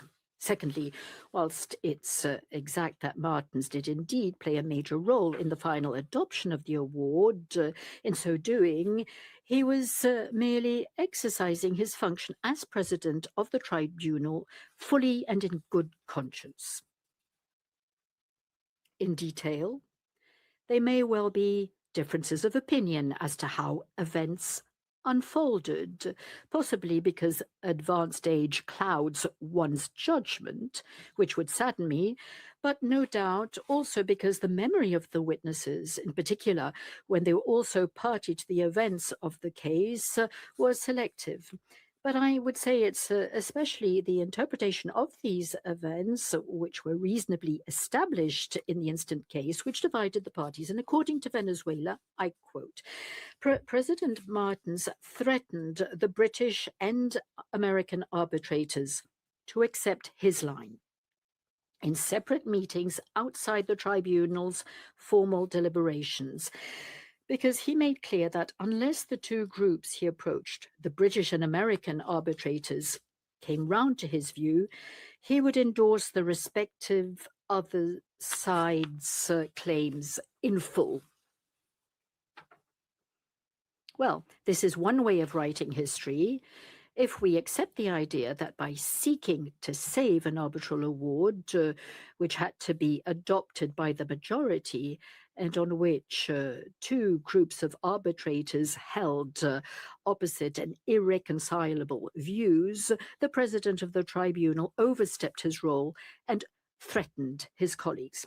Now, in order to understand how and in which spirit things occurred, it seems legitimate to me to read what the main protagonist, Martins himself, wrote about this. During my first intervention on Monday afternoon, I took the liberty, members of the court, to invite you to read the passage of his diary, which we included in the judge's folders. Visibly, our colleagues and often friends on the other side of the bar did not take the trouble to do so. And the brief extract projected onto the screen does not make up for this omission, but it is highly instructive. I quote, "When the disputes between the four arbitrators on the general basis of the forthcoming award ended last Friday, I had to deliver my speech. I explained my point of view on all the main issues, denied the horrible right of discovery and occupation of the Spanish and the Americans, proved that there was no definition of those borders in the Treaty of Versailles, and said that the territory between Essequibo and Orinoco can most likely be recognized as a condominium of the Spanish and the Dutch. While presenting my main point of view, I frankly said that I could not acknowledge that the British have the right, in respect of Barima Point, BP, at the mouth of the Orinoco River. This is what Lord Russell and Collins took note of." End of quote. Mr. President, this is only a very small part of Martin's account of the circumstances in which the award was adopted. It is nonetheless very revealing. First of all, it leaves no doubt whatsoever as to the fact that the president of the tribunal at the beginning formed his own opinion regarding the matters which divided his co-arbitrators. It also highlights that this opinion was based on exclusively legal grounds relating to the original title and that resulting from practice, with the idea, which one might find somewhat peculiar, of a possible Spanish-Dutch condominium, as well as the absence of any British rights over the mouth of the Orinoco River. In procedural or methodological terms, Martin's account attests to his concern to be transparent vis-à-vis his colleagues. He set out his convictions, and as his notes show, he did so after having sought out theirs. The beginning of the extract of his diary, which is still on the screen, also puts paid to the assertion according to which Martins allegedly orchestrated the outcome of the arbitration, not in tribunal deliberations, but in a series of meetings, private meetings, insisting that the other arbitrators accept his deal. This was indeed a plenary meeting, which followed several other plenaries, during which the 4 arbitrators had expressed irreconcilable views, as can be inferred very precisely from the beginning of the extract on the screen. I quote, "When the disputes between the 4 arbitrators on the general basis of the forthcoming award ended last Friday, I had to deliver my speech." In the next paragraph of his diary, which isn't projected, but which you will find in your folders, Martins wrote, and I quote him once again, "That was the end of the Friday session. There was another session on Saturday, but to no avail, and the relationship between the British and American arbitrators became increasingly strained. On Sunday morning, there was another session, and again in vain. Then I decided to get down to this issue in a diplomatic manner." End of quote. This by no way reflects the threatening attitude of a tribunal president anxious to see his preconceived view prevail, but indeed that of an open-minded person keen to reach a solution, preferably by consensus. This resulted in a series of meetings between Martins and other members of his tribunal, either one-to-one or with groups of arbitrators. The existence of a deadlock described by Martins was confirmed by Judge Brewer, who was appointed as arbitrator by Venezuela. And as he explained in the interview which he gave to the New York Times, which you find in your folders, the discussions between the arbitrators had led them to dig in their heels, so that if they had each had to draw the boundary, they would all have been different. The new method made it possible to break this deadlock, no doubt at the cost of great discretion as regards the reasons. But the experienced jurists who made up the tribunal knew full well that no matter how desirable it might be, a statement of reasons was not yet mandatory. That the consensus might have been reached otherwise through private meetings amongst the arbitrators with a view to discussing the case is no more reprehensible and doesn't serve in any way to prove the existence of a great conspiracy of which Martens would have been the instigator, referring to the colorful description given by President Bejawi of the fabrication of the judgments of the International Court of Justice. I imagine, members of the court, that you're not entirely unfamiliar with such practices, although the circumstances in which you're deliberating are very different from those of a tribunal of 5 members set up over 130 years ago. One thing which our opponents seem to forget, and yet which is common both to your court pursuant to Article 55 of the statute and the tribunal created in 1897 under Article 5 of the Treaty of Washington, is the majority rule. It sometimes requires sacrifices and compromises from judges and arbitrators, but which alone can make it possible to reach a decision. And it's thanks to the pedagogical and diplomatic tenacity of Martens, was he not, after all, both professor and diplomat, and the goodwill of his colleagues, that the award was ultimately adopted to the immediate satisfaction, more or less enthusiastic, on both sides. A satisfaction that was maintained for a long time, and it was in this way that the award was finally adopted. It is under Article 13 of the Treaty of Washington, res judicata. Our opponents also blame Martens from having, in fact, imposed an agreement on all the arbitrators. But what would have occurred had he not acted in this way? The other arbitrators were divided 2 against 2. Martens could, in fact, have maintained his independent view, which, in fact, he changed in order to reach unanimity without, in fact, defending either side. The upshot of that is that no award would have been delivered for want of a majority, or indeed he could have agreed with one of the 2 camps, which, as our opponents have pointed out, would have been worse for Venezuela than the award delivered. The fact that he ultimately decided to choose a compromise which was acceptable for the 5 arbitrators and to reach a unanimous award is not a shame. On the contrary, it is to his credit. The satisfaction on the part of the parties, sadly, did not last forever. Venezuela broke the consensus, and my friend and colleague Philip Sands will speak about the conditions in which this break took place.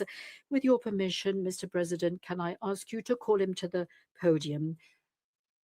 Mr. President, members of the court, I thank you once again for your patience and your attention. Merci, Professor Pelé. I thank Professor Pelé. Speaker, the court will observe a break of 10 minutes. The hearing is suspended.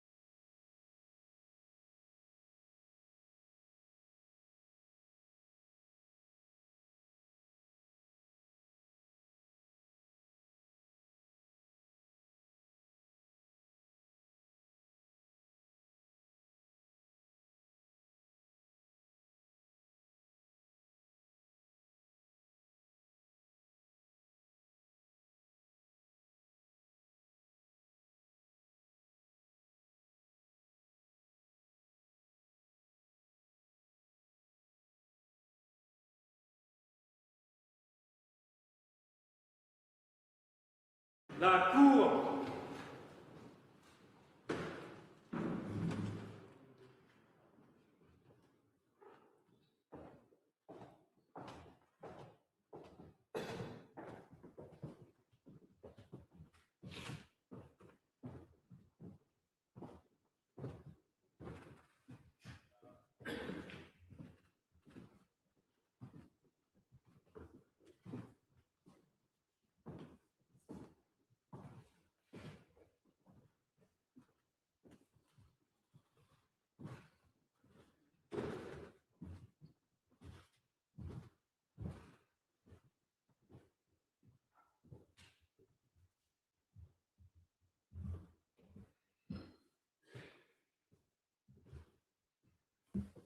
Please be seated.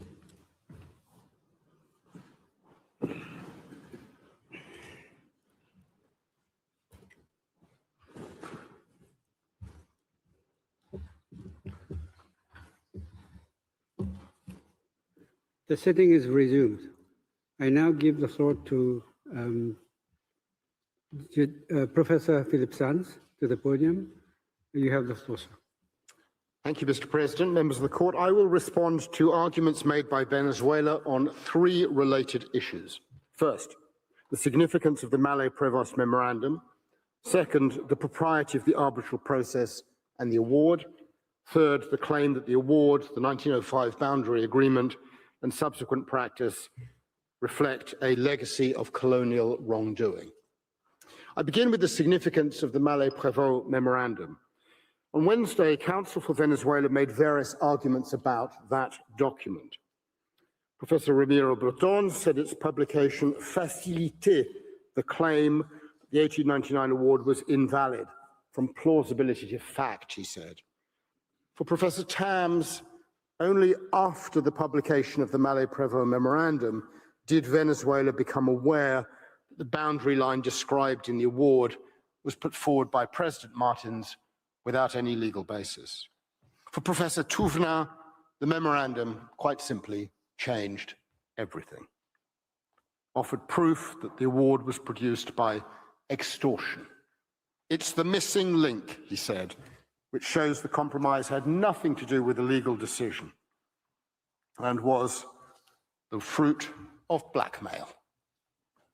Fighting words. For these counsel, the Mallet-Prevost Memorandum has a clear purpose.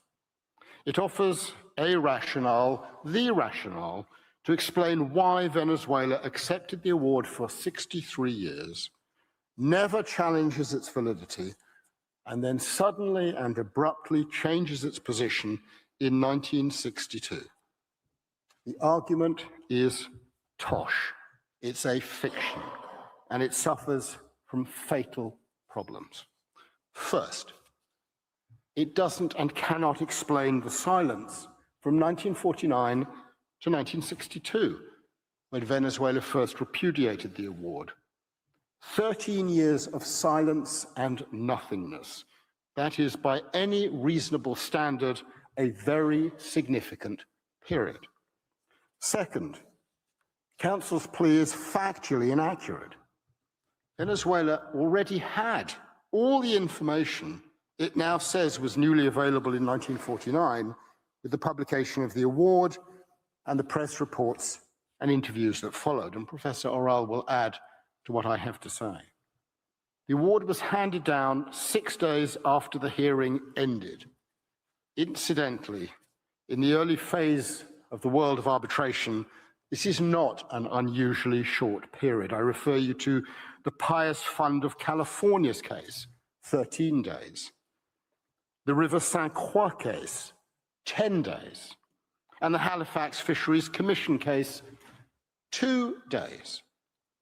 With the award of October the 3rd, 1899, Venezuela knew then that it did not contain any reasoning, that it instituted a navigational regime on 2 rivers, and that it delimited the parties' respective territories without stating their titles. 2 more Tamsian sins. Mallet-Prevost's memorandum offered nothing new in this regard. Within 2 days of the award being handed down, It was the subject of active discussion in the press. On the 5th of October, 1899, the New York Times ran an article entitled Judge Brewer's Opinion, Final Award, a Compromise. He is quoted as follows: "Until the last moment, I believed a decision would be quite impossible, and it was by the greatest conciliation and mutual concessions that a compromise was arrived at. If any of us had been asked to give an award, each would have given one differing in extent and character. The consequence of this was that we had to adjust our differing views and finally to draw a line running between what each thought was right." Please read the article in full. It's in your judge's folder at tab 6.3. Judge Brewer was explicitly asked whether political considerations influenced the award, and he appeared to accept that they did. He made it clear that each judge conceded something in turn. Similarly, a day earlier, the 4th of October, 1899, the Times of London ran an even lengthier article, and that included an interview with General Harrison and Mr. Mallet-Prévost. In their interview, they emphasized the positive aspects of the award, that it gave Venezuela the entire control of the Orinoco River and another long tract to the east of the Schomburg Line, some 3,000 square miles in extent, and that various other British claims were rejected. Now, Venezuela's II Council noted President Martin's closing address in the interview they gave to the paper, in which he commented on the unanimity of the judgment as proof of the success of the arbitration. The article summarized the views of the II Council, Harrison and Mallet-Prévost.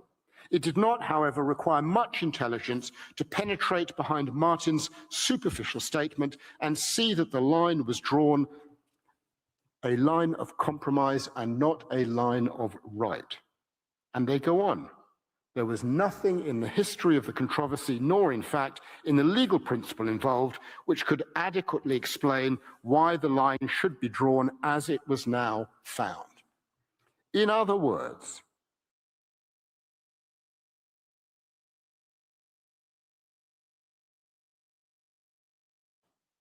the arbitration did not result in an admission of legal rights.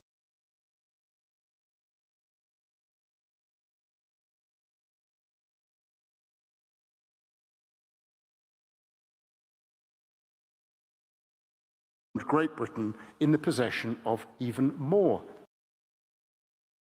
territory. These two newspaper articles were published within 2 days of the award. It was public. It was available. It was plainly known to Venezuela. No doubt, Mr. Mallet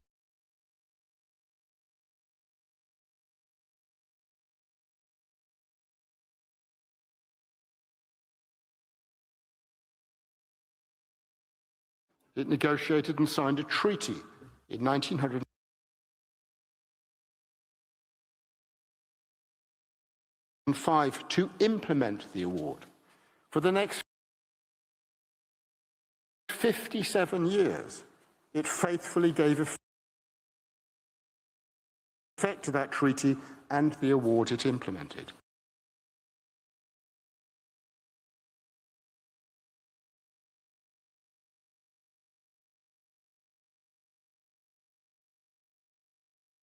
It contained no statement of reasoning. Third, it was based on diplomatic compromises. Fourth, it was not based on the application as such of legal principles or legal rights. And fifth, the arbitration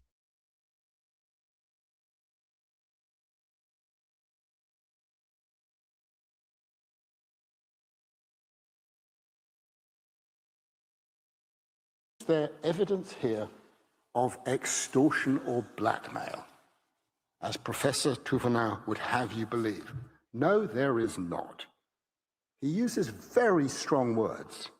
The Oxford English Dictionary defines extortion as the action or practice of extorting or recognizing anything, especially money, from a person by force or by undue exercise of authority or power, an act of illegal exaction.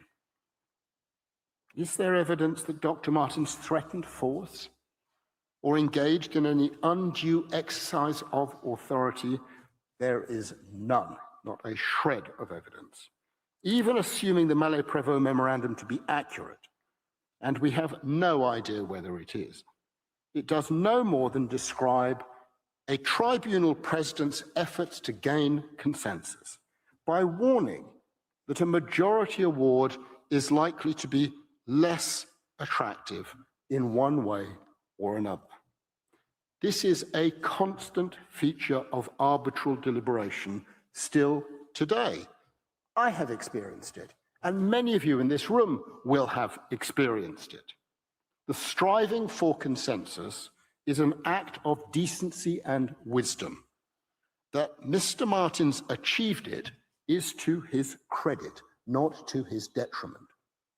As the Times reported in October 1899, if the arbitrators were unanimous, it must be because their failure to agree would have confirmed Great Britain in the possession of even more territory. And that was what Mr. Martens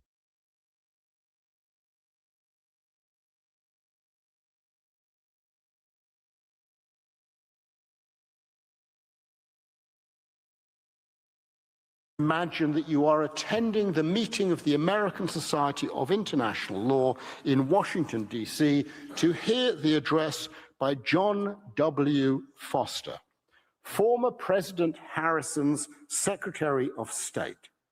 His address was on the subject of British and American arbitral practice. This is 1911. He explicitly addresses the 1899 award, and this is what he has to say about it. The British and American members of the court held to the position taken by their respective governments, and the Russian umpire sought to find a middle ground which would be the least distasteful to his colleagues.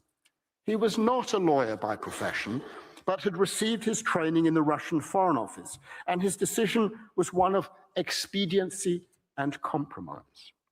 While it was largely in favor of the British contention, it was quietly understood at the time that it would have been even more in that direction, but for the firm attitude of the American members. Mr. Foster talked in that address about other arbitral awards. What was his conclusion about the totality of international practice at that period in time? I quote, "I would not have it understood that I condemn the general results of these arbitrations. They have been beneficial, but the defects of the system are so serious that they call for the reform to be found in a permanent international tribunal." And that's one of the reasons we are here today in this great hall of justice at the International Court of Justice.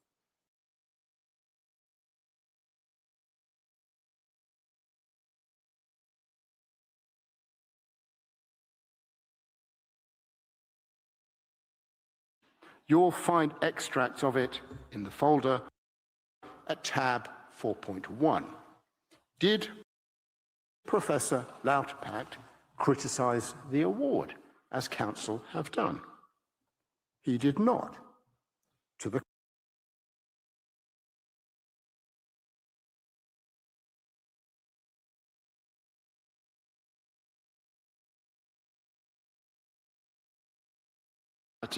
as the function of Estoppel in relations between states.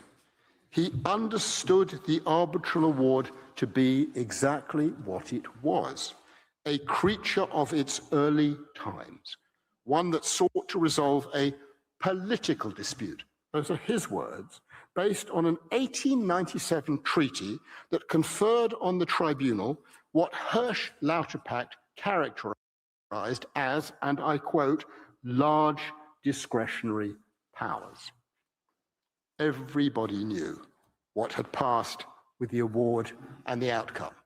1899, 1911, 1933. And Venezuela itself confirmed this in 1962, at the very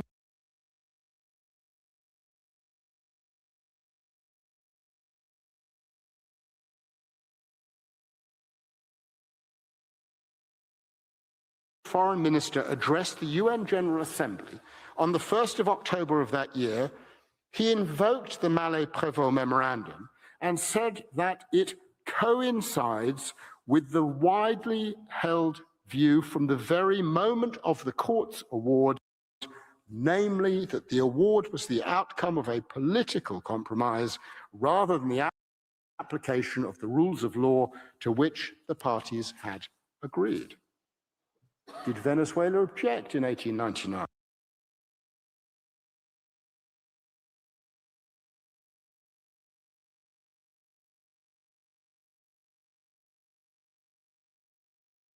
It did in 1962 that Mallet-Prévost somehow gave them something new. It did not. The only thing that was new in that document, magical realism, was the claim of an Anglo-Russian deal prompting the outcome. And of course, there is no support whatsoever for that. And no doubt, as you will have heard while you were listening very carefully on Wednesday, Venezuela now places no reliance at all on that outlandish claim. It passed in complete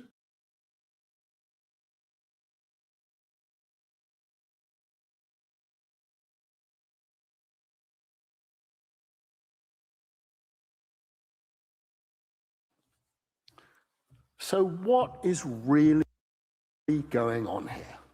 What are we actually addressing?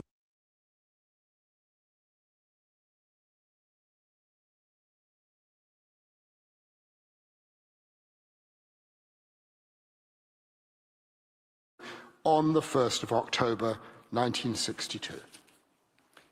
Mr. Briceño invoked Venezuela's supposed, and I quote, inflexible anti-colonialist position, end of quote, and he segued from that directly via a fig leaf to the question of boundaries between Venezuela and the territory of British Guyana. In other words, as Mr. Reichler hinted, British Guyana's desire for independence offered a wonderful opportunity to reopen, for the first time after 63 years, the path to resolve a lingering unhappiness about the substantive outcome of the award and the 1905 treaty. 13 years after it is published, the Mallet-Prévost Memorandum is instrumentalized. It is weaponized. It is used for another purpose, to reopen an issue that has long been settled. And that is why Counsel for Venezuela have to argue that the memorandum gave them something new, even though it did nothing of the sort. The Mallet-Prévost Memorandum is used in the service of an anti-colonialist claim to attack what counsel called the revolting 1899 awards on the ground that it set in stone a colonial legacy. And this became clear to me, a sort of dropping of the penny, as I listened to my good friend, my brother, Professor Mbengue, on Wednesday morning, as he waxed lyrically and passionately about the evils of colonialism. To be fair, the seeds for his argument were sown in Venezuela's counter memorial and in its rejoinder.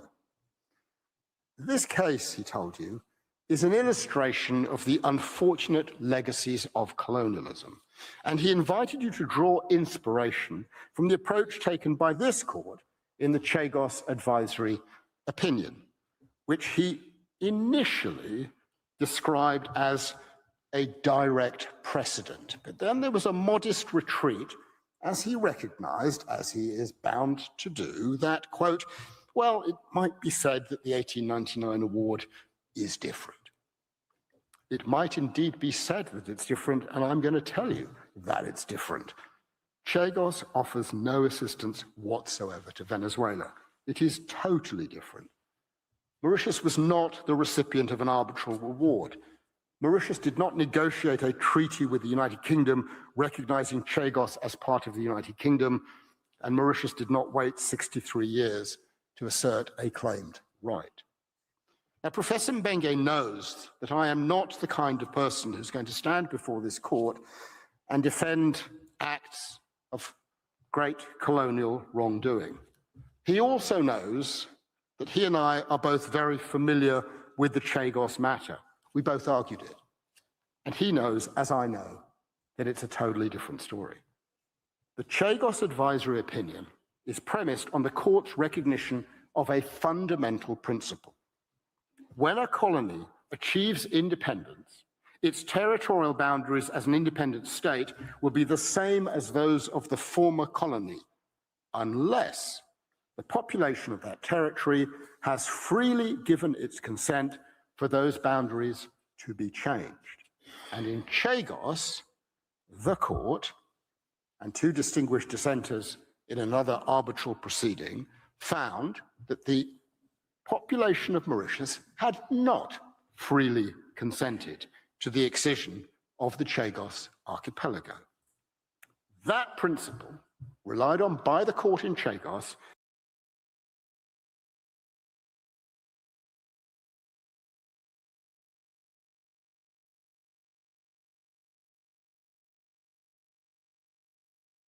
unity and the territorial integrity of a country.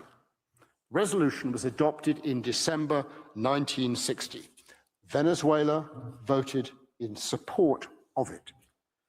Did Venezuela, in exercising that vote, articulate a reservation in relation to the territory of British Guyana or its own territory at that session of the General Assembly in 1960? No, it did not. And that is because that was 2 years before it concocted the idea of opening the door to an argument that the 1899 award was invalid. At the moment it voted for Resolution 1514, it still accepted its boundaries as they had existed for more than 60 years, as established by the Arbitral Award and the 1905 Treaty. It only changed its position 2 years after that resolution was adopted. Coincidentally, or maybe not, at the very moment that the independence of Guyana suddenly hoved into view. And as Mr. Reichler made clear, in the face of a real fear that Venezuela might act to interfere with the national unity or territorial integrity of a newly independent Guyana, the United Kingdom insisted on what became the 1966 Geneva Agreement being negotiated and adopted. It committed Venezuela to a process to resolve the controversy by peaceful means on the validity of the 1899 award in a manner that in no way undermined the totality of Guyana's territorial integrity. Now, Professor Mbenge, better than anyone, will understand the challenges his argument on Wednesday will pose for this court. He knows far better than I all about the Organization of African Unity's famous 1964 Cairo Declaration, when the heads of state and government came together of African countries to declare that all member states had pledged to respect the borders existing on their achievement of national independence. And he will be aware too of the powerful statement made by the permanent representative of Kenya to the United Nations in February 2022 on the cusp of Russia's invasion of Ukraine. And I quote, "Kenya and almost every African country was birthed by the ending of empire. Dr. Kimani told the Security Council, our borders were not of our own drawing. They were drawn in the distant colonial metropoles of London, Paris, and Lisbon with no regard for the ancient nations that they cleaved apart. But," he continued, "we agreed that we would settle for the borders that we inherited, not because these borders were satisfactory, but because we wanted something greater forged in peace. We must complete our recovery from the embers of dead empires in a way that does not plunge us back into new forms of domination and oppression." And we say those words are especially pertinent now and to these proceedings, because if this court is to accede to Professor Mbenge's invitation and find invalid the 1899 Arbitral Award and presumably also the 1905 treaty, you would rekindle the embers of dead empires. You would plunge Guyana into a new form of domination and oppression in relations with its much larger neighbor. And you would send a signal to the world that the passage of 6 decades is no bar to setting aside an arbitral award or a boundary treaty. You would rekindle an age of instability and uncertainty, one that would run directly contrary to the wisdom of Africa, one that would threaten to open the gates of challenge to any and every colonial-era arbitration award or boundary settlement. Is that really what Professor Mbenge is asking you to do? Is that really what this court is being asked to do by Venezuela?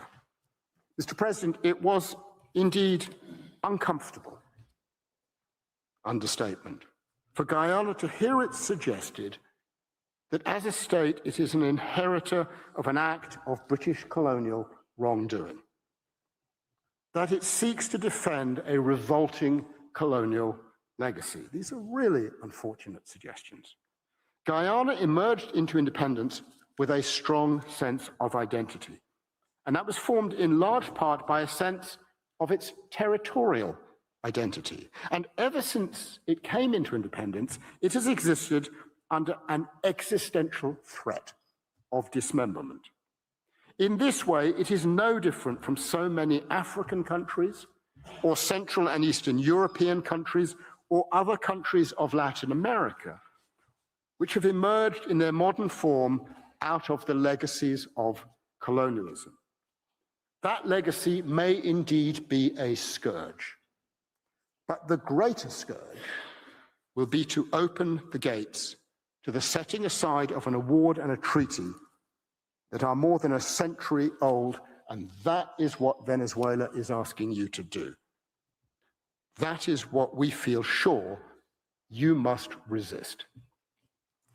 Mr. President, members of the court, that concludes my submissions. I end, as I always do, with an expression of thanks to my colleagues, Mr. Edward Craven and Miss Lucy Jones, for their assistance in preparing my words over this week. But if I may, I would also like to just momentarily express my respect to Sir Shridath Ramphal and Ms. Liz Harper, who guided us over the years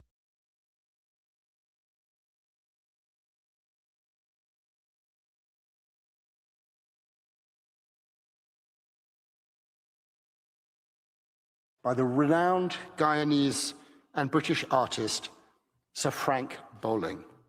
It is today at the Tate Gallery in London. Who's Afraid of Barney Newman was painted in 1968, just 2 years after Guyana achieved independence. If you look carefully, you will see in this painting the outlines of 2 continents, South America and Africa, slipped into the vertical blocks of green, yellow, and red. References to Guyana and various African flags and adornments worn by Jamaican Rastafarians. When Bowling was born in Barima in 1934, Venezuela accepted that this small town was in Guyana and that he was Guyanese. But today it does not. And so in this way, it could be said this painting is emblematic of many of the issues that have been heard in this great hall of justice. Matters of history, of connections, of the need for things to be whole, and of the power and the finality of law. And that is why Sonny sent me the postcard. The painting is a whole, and a whole we trust it must remain. I thank you, Mr. President, for your attention, and I invite you to call Professor Niloufer Oral to the podium. I thank Professor Sands. I now give the floor to Professor Niloufer Oral. You have the floor, madam.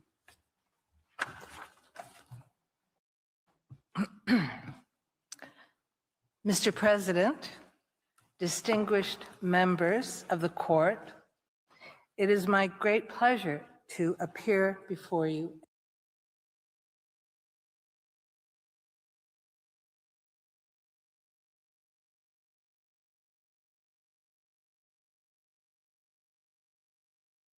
demagoguery, making every effort to avoid the facts. Today, I will bring us back to the reality of the facts. Now, my distinguished colleagues today have just clearly demonstrated, based on facts and law, that the 1899 award was and is a valid award. However, arguendo, or in plain English, for the sake of argument, let us say Venezuela did have grounds to challenge the validity of the award. Venezuela would still face a formidable obstacle, its own conduct, for more than half a century. In an attempt to overcome this major obstacle, as Professor Sands has just presented, Venezuela relies heavily on the improbable excuse that it was not aware of any of the alleged defects of the 1899 award until the publication of the 1949 Malay-Prevost Memorandum, 50 years after the award was issued. For 50 years, they said they had no inkling that any grounds existed to challenge the validity of the award. Really? In 1899, within days after receiving the award, and at all times thereafter, Venezuela was well aware of all the circumstances underlying the award and its purported defects. Every one of the defects alleged by Venezuela in these proceedings, every single one was known to Venezuela soon after the award was issued, if not immediately upon its issuance. Now, Mr. President, I know we're running out of time, so with your permission, and if the court and the interpreters could please turn to paragraph 8. Now, from what my learned colleagues have just presented today, the following conclusions are inevitable. 1, Venezuela was fully aware in 1899, or at least by 1900, of each and every ground it now asserts for invalidating the award. 2, there is no evidence that Venezuela faced any pressure whatsoever, let alone coercion, to refrain from asserting a challenge between 1899 and 1962. 3, under the applicable law, Venezuela acquiesced in the award and lost the right to challenge it long before it first did so in 1962. Venezuela has simply not been able to refute this factual reality. The real farce, to use Venezuela's counsel's word, is that evidence of supposed defects in the award came into Venezuela's possessions, quote, only in the second half of the 20th century. On Monday, we presented an abundance of facts and supporting law demonstrating the consistent, express, and complicit conduct of Venezuela accepting and strictly implementing the boundary as decided by the 1899 award and demarcated by the 1905 boundary agreement. We showed some 16 maps dating from 1905 until 1962, consistently reflecting the 1899 award and the 1905 agreement to the letter. No indications of any protest to the boundary, even after the publication of the 1949 Malay-Prevost Memorandum. There is nothing from Venezuela to refute any of this. This is why the only explanation that Venezuela can offer to counter what they know to be unassailable evidence against them is their lack of awareness until the publication of the 1949 Malay-Prevost Memorandum. The reality simply does not support Venezuela's claims of ignorance. Professor Sands has just skillfully deconstructed this argument based on the Malay-Prevost Memorandum. However, there is one legal point related to Venezuela's reliance on the Malay-Prevost Memorandum. If we accept that the facts took place in the Malay-Prevost Memorandum are true, this means Malay-Prevost himself, after his meeting with Justice Brewer, had first-hand knowledge of the compromise taking place, and together with Venezuela's lead counsel, Mr. Harrison, agreed to the deal offered. In other words, Venezuelan counsel were instrumental to the political compromise as, according to the memo, Justice Brewer had asked for their approval. How can Venezuela now claim error when its very own counsel participated in the so-called compromise that resulted in the boundary line, which they allegedly told Justice Brewer they would accept? This court said in the Temple of Priya Vihir case, it is an established rule of law that the plea of error cannot be allowed as an element vitiating consent if the party advancing it contributed by its own conduct to the error or could have avoided it, or if the circumstances were such as to put that party on notice of a possible error. The most telling proof that Venezuela was well aware of any possible defects in the award and contemplating challenging the award is found in the 4 May 1900 report by Venezuelan jurist and former Foreign Minister Dr. Rafael Cejas. The reality is that there were no grounds to challenge the award. In this report, he advised Venezuela on the following key issues. First, on the lack of reason by the tribunal in the award, he wrote that the 1897 treaty, quote, did not stipulate any requirement to give reasons for its, that is the tribunal's decision, end quote, and therefore, quote, does not permit any complaint on the score, end quote. Plainly, Venezuela knew in 1899, at the moment of issue, that the award did not include a statement of reason, and as of 1900, it did not consider this a valid ground for challenging the award. No one defrauded, no one coerced it. On the question of the arbitrators, Dr. Cejas also negated this as a reason to challenge the award, highlighting that Venezuela had participated in the selection of the arbitrators and could be challenged to have, quote, uttered no word in opposition.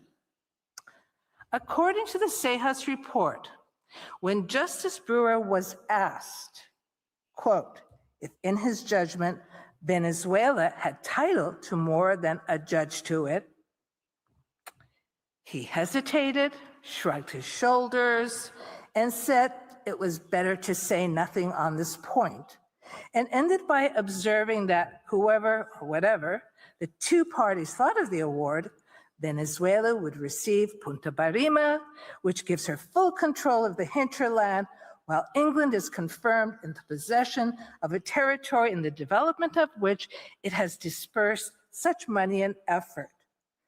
But the main advantage is that the two nations can at last cultivate peacefully, side by side, the extensive territories which, because of previous antagonisms, have remained unproductive.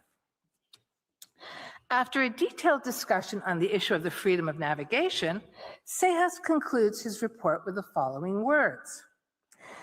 Despite the foregoing exposition, I consider that it would not be expedient to reopen the case and appoint other arbitrators, or to extend the jurisdiction of those who have served as such since their mandate ended with the pronouncement of the award.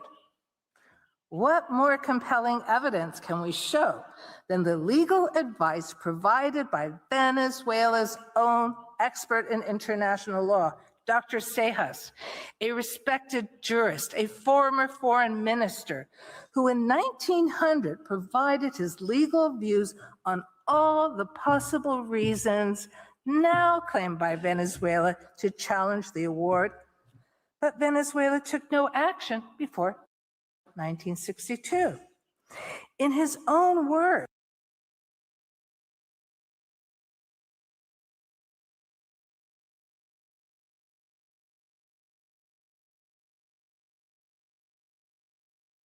stretched interpretation of his words, and then also conveniently omit the parts of his report that show Venezuela was looking at grounds to challenge the legality of the award and found none. This brings me to my second point concerning the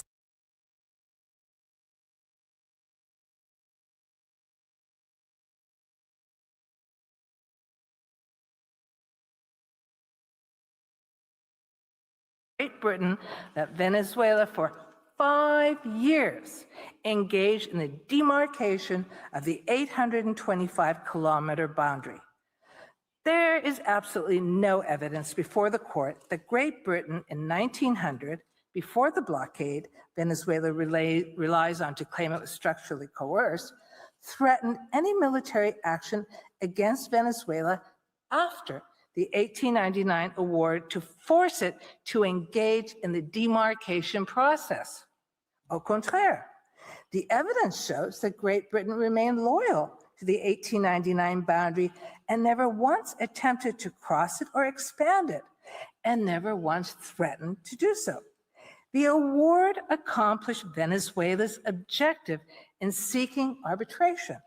It halted permanently the westward advance of British settlement.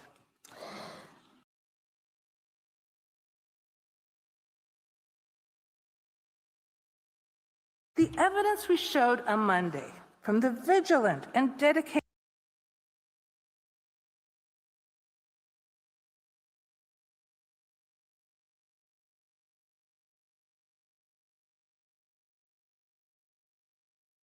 words by overzealous counsel alone cannot compensate for objective and established facts, for credible and contemporaneous evidence. I will now proceed to the legal issues. Venezuela's post-award conduct goes beyond mere silence, but as we have shown with ample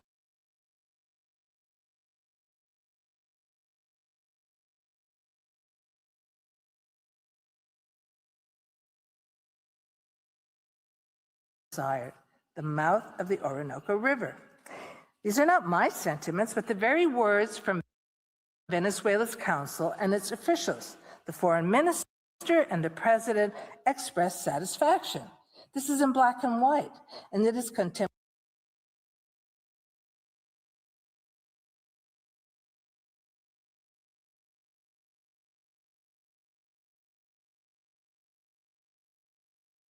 substance of an award or a judgment of the court constitutes grounds for its invalidation. Venezuela's attempt to distinguish the King of Spain case also fails on this point. Like the president of Nicaragua, the president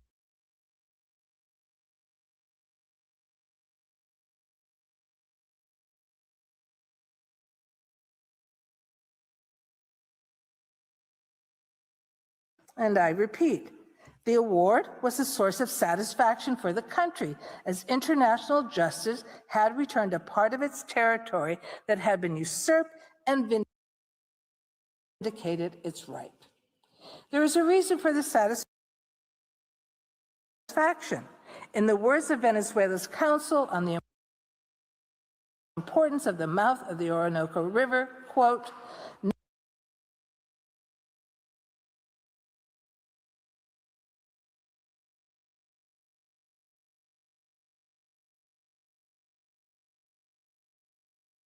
the Temple of Pria Viher case, to which Venezuela did not respond.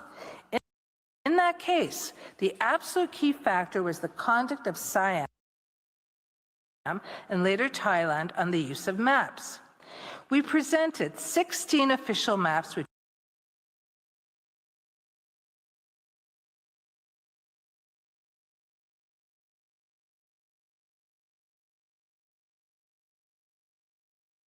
a response from Venezuela on this, not one.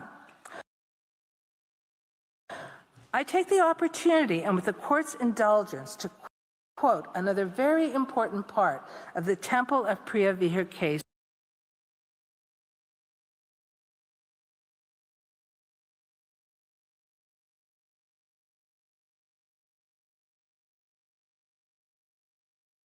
against Guyana, threatening the stability of the boundary had respected beforehand. Even if there were any doubt as to Siam's acceptance of the map in 1908,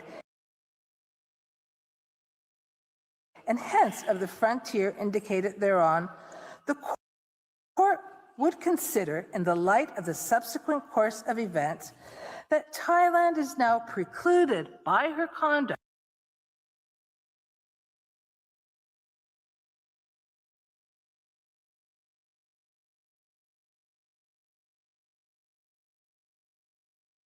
the map. It is not now open to Thailand,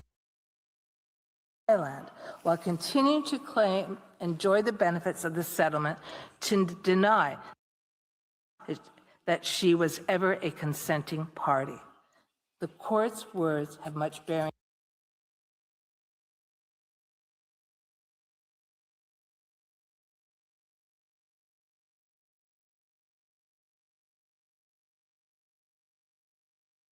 but actively implemented the boundary until 1962.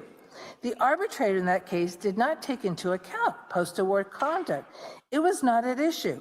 The case is irrelevant, whereas the two cases we have cited, the King of Spain case and the Temple of Priya Vihar case, turned expressly on the conduct of the parties.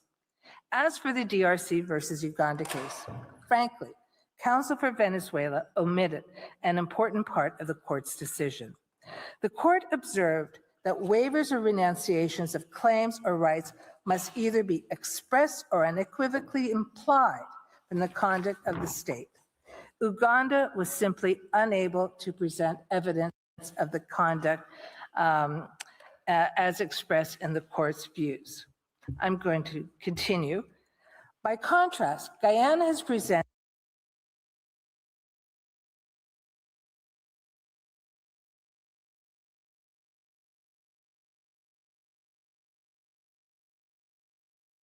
while fully aware of any possible challenges it could have raised at the time, as it made clear in the detailed report dated 4 May 1900 by Dr. Sejas. Professor Thuban also attempted to distinguish the King of Spain case from the present case on rather weak reasons, one being that Nicaragua did not assert lack of awareness, but this is not true.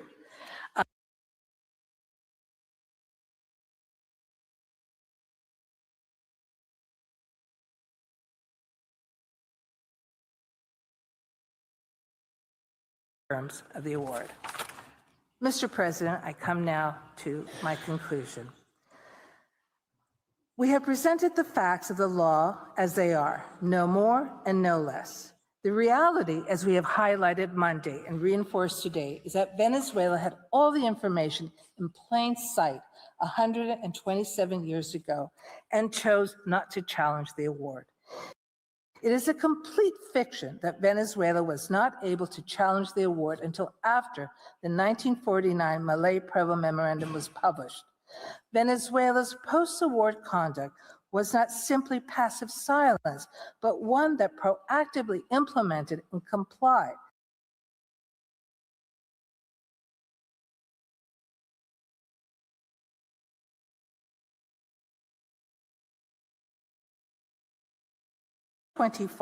is simply not tenable and certainly cannot be the basis for depriving Guyana of more than 70% of territory over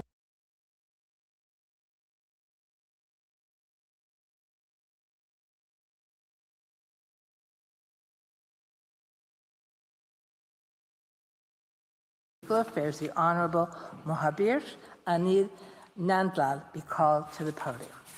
I thank Professor Hollal.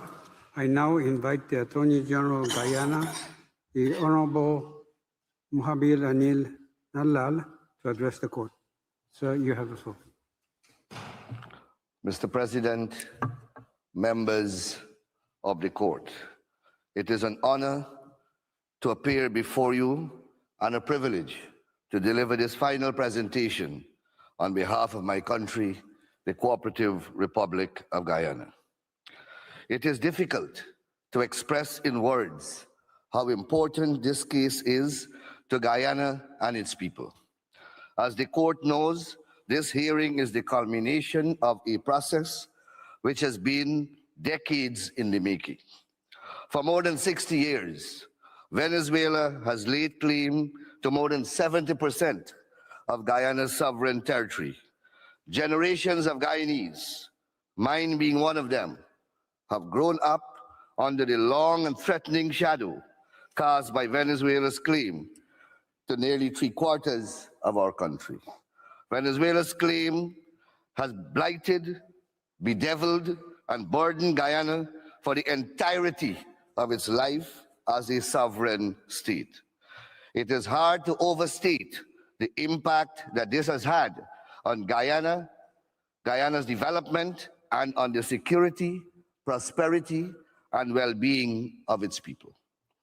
As our representatives vividly described on Monday, the loss of the territory claimed by Venezuela would eviscerate Guyana. Indeed, the country as we know it would cease to exist. Guyana's foreign minister was not exaggerating when he described this case as having an existential quality for Guyana. For Guyana and its people, the stakes could scarcely be higher. But while the stakes of this dispute could not be higher, nor could Guyana's faith in international law as the means for fairly and finally resolving it.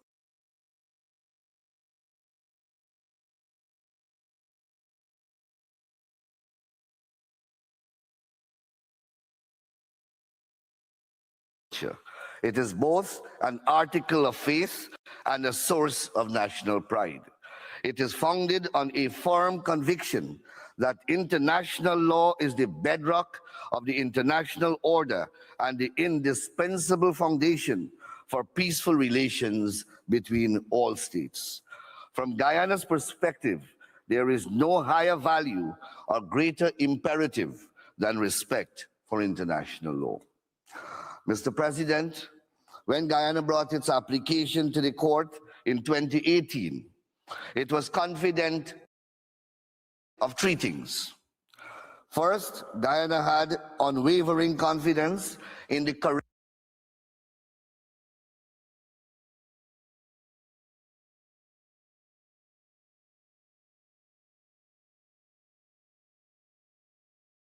confident in the wisdom of the decision of the Secretary General of the United Nations that the court should be entrusted with resolving this intractable controversy. Third, Guyana had complete confidence in the independence and impartiality of the court and its ability to deliver a just outcome based on a fair-minded and even-handed application of international law. Since Guyana filed its application 8 years ago, these proceedings have vindicated and reinforced Guyana's confidence in each of those things.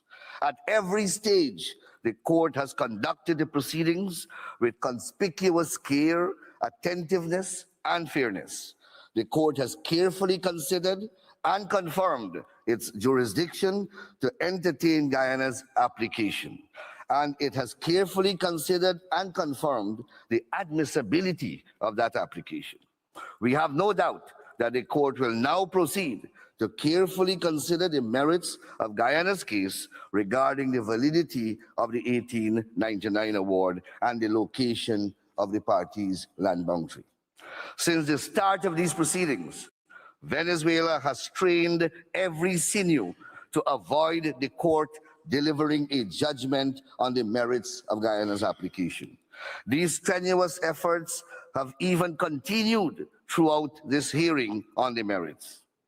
Notwithstanding this court's judgment in 2020 and 2023, Venezuela has sought to argue that the terms of the Geneva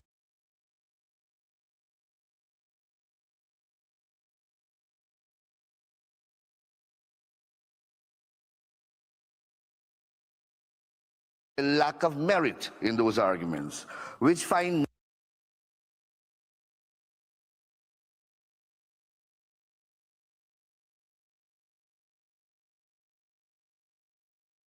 no support in the text or the history of the Geneva Agreement, and which are contradicted by Venezuela's previous statements to the court, and so clearly by the pellucid terms of the court's previous judgments on jurisdiction and admissibility. It is not hard to see why Venezuela is so reluctant for the court to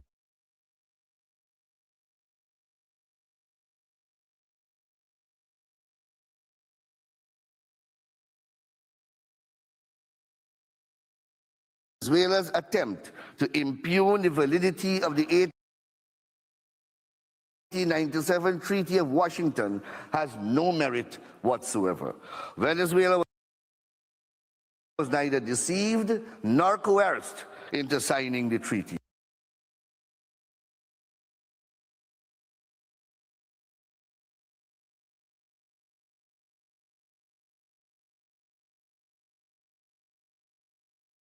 And axiomatically demonstrated that Venezuela's attack on the validity of the 1899 award itself is misconceived. Neither the absence of written reasons nor the timing of the award's delivery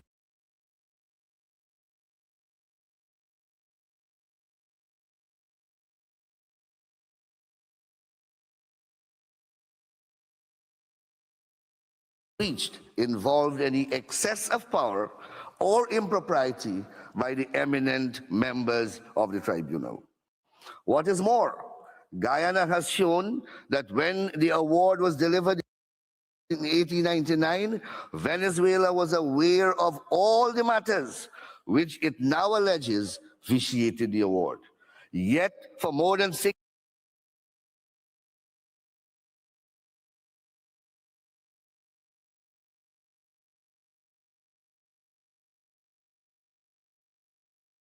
credible answer to any of this. In short, the award was and remains valid and binding on the parties.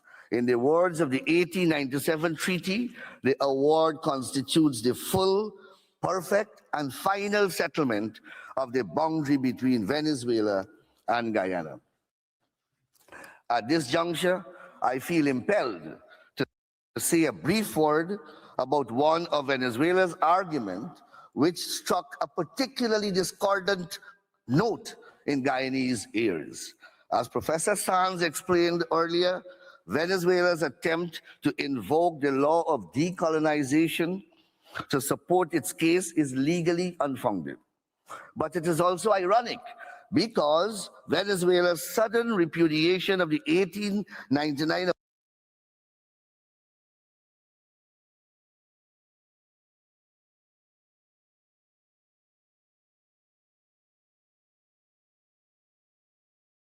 years. And in the years since Guyana attained independence in 1966, Venezuela has acted in a way that has striking echoes of the imperial colonialists whom it rightly denounces. As Guyana has explained, both in its written and oral pleadings, since 1966, Venezuela has repeatedly denied and violated Guyana's sovereignty over its Essequibo region. Venezuela has invaded and illegally occupied Guyana's territory on Ancoko Islands for 6 decades. It has conducted numerous other military incursions into Guyana's land and maritime territory, incursions which are intended to menace and intimidate Guyana and its people.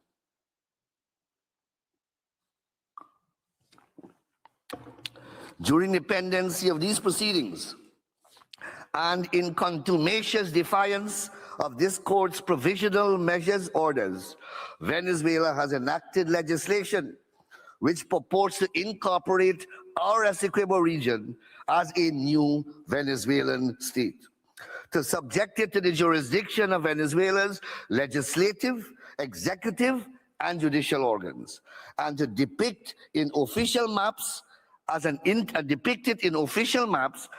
integral part of Venezuela. Venezuela has also sought to rename the territory as Guyana Essequibo. It has even falsely claimed at this hearing that the Essequibo River was named after a Spanish explorer. The name of the Essequibo River is in fact derived from an indigenous word, Essequibo, meaning fireside, which was later adopted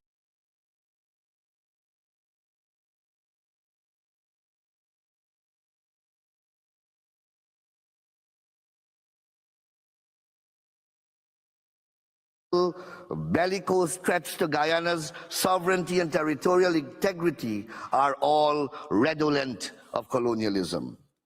Mr. President and members of the court, the judgment that you deliver in this case will be of exceptional importance to Guyana. It is not simply the outcome of the judgment that will be important. The terms of the judgment will be equally crucial. If the court accepts Guyana's arguments, as we are confident that it will, then it is essential that the court's judgment directly, explicitly, and unambiguously affirms the validity of the 1899 award in its integrity and the boundary which it established, and elucidates the ineluctable legal consequences which flow therefrom.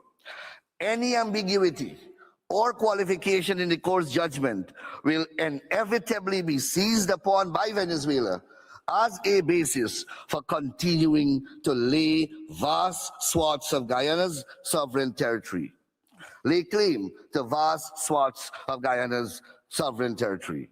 The clarity and specificity of your judgment are vital to the effective resolution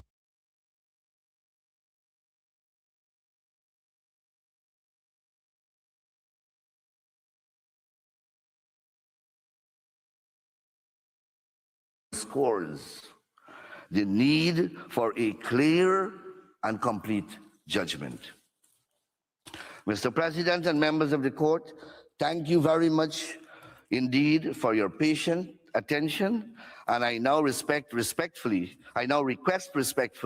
that you invite our agent, Mr. Carl Greenidge, to the podium to read Guyana's submissions. I thank you once again. I thank the Attorney General of Guyana. I now give the floor to Agent of Guyana, the Honorable Carl Greenidge, to make Guyana's final submissions. You have the floor, sir. Mr. President, members of the court, it is an honor to appear before you once again. With your permission, Mr. President, I will now close Guyana's oral pleadings by reading Guyana's submissions. In accordance with Article 49(4) and Article 62 of the Rules of Court, for the reasons explained in our written pleadings and during these hearings, the Cooperative Republic of Guyana respectfully requests the International Court of Justice to adjudge and declare, 1, that the 1899 award is valid and binding upon Guyana and Venezuela, and that the boundary established by that award and the 1905 agreement is the boundary between Guyana and Venezuela. 2, that Guyana enjoys full sovereignty over the territory between the Essequibo River and the boundary established by the 1899 award and the 1905 agreement.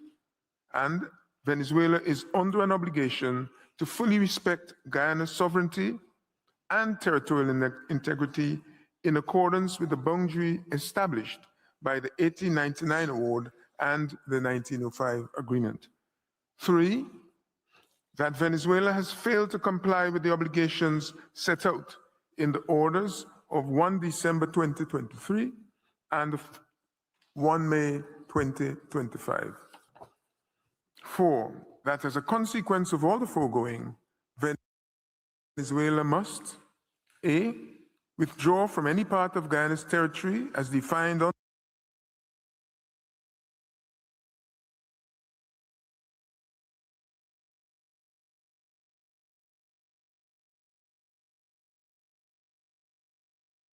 over any part of Guyana's territory and from taking any actions that violate Guyana's sovereignty or territorial integrity as defined in the award. C,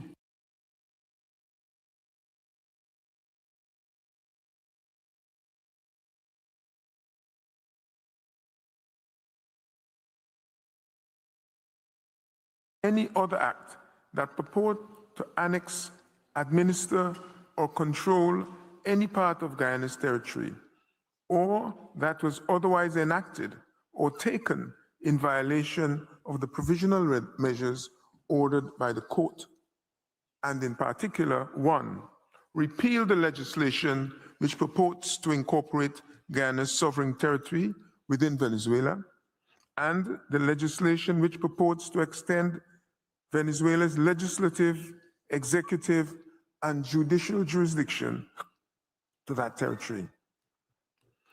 2, dissolve any entity to which Venezuela has attributed powers over Guyana's territory, such as the High Commission for the Defense of Guyana, Essequibo, as well as all other executive, legislative, and administrative agencies created to exercise such powers. 3, terminate the social care plan for the population of Guyana, Essequibo, and any ongoing census of the population of Guyana's territory, as well as all military activities conducted in furtherance of Venezuela's attempt to exercise sovereignty over, annex, administer, or control any part of Guyana's territory.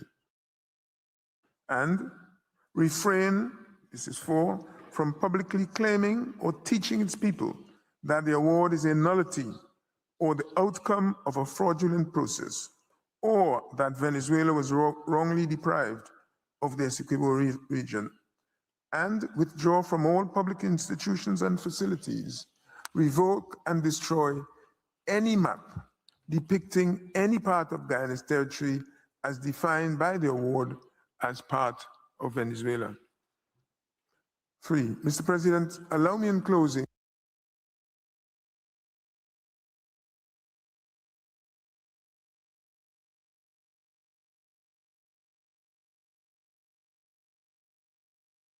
patience and attention you have devoted to these proceedings. We also wish to convey our sincere appreciation to the registrar and wish to thank him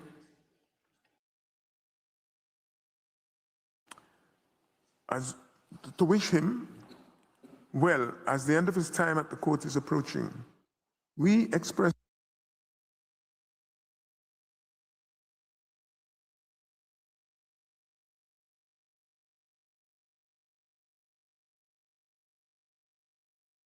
I would like to extend our respect and warm regards to all the distinguished members of the Venezuelan delegation. We have greatly appreciated their presence throughout these proceedings in the Great Hall of Justice.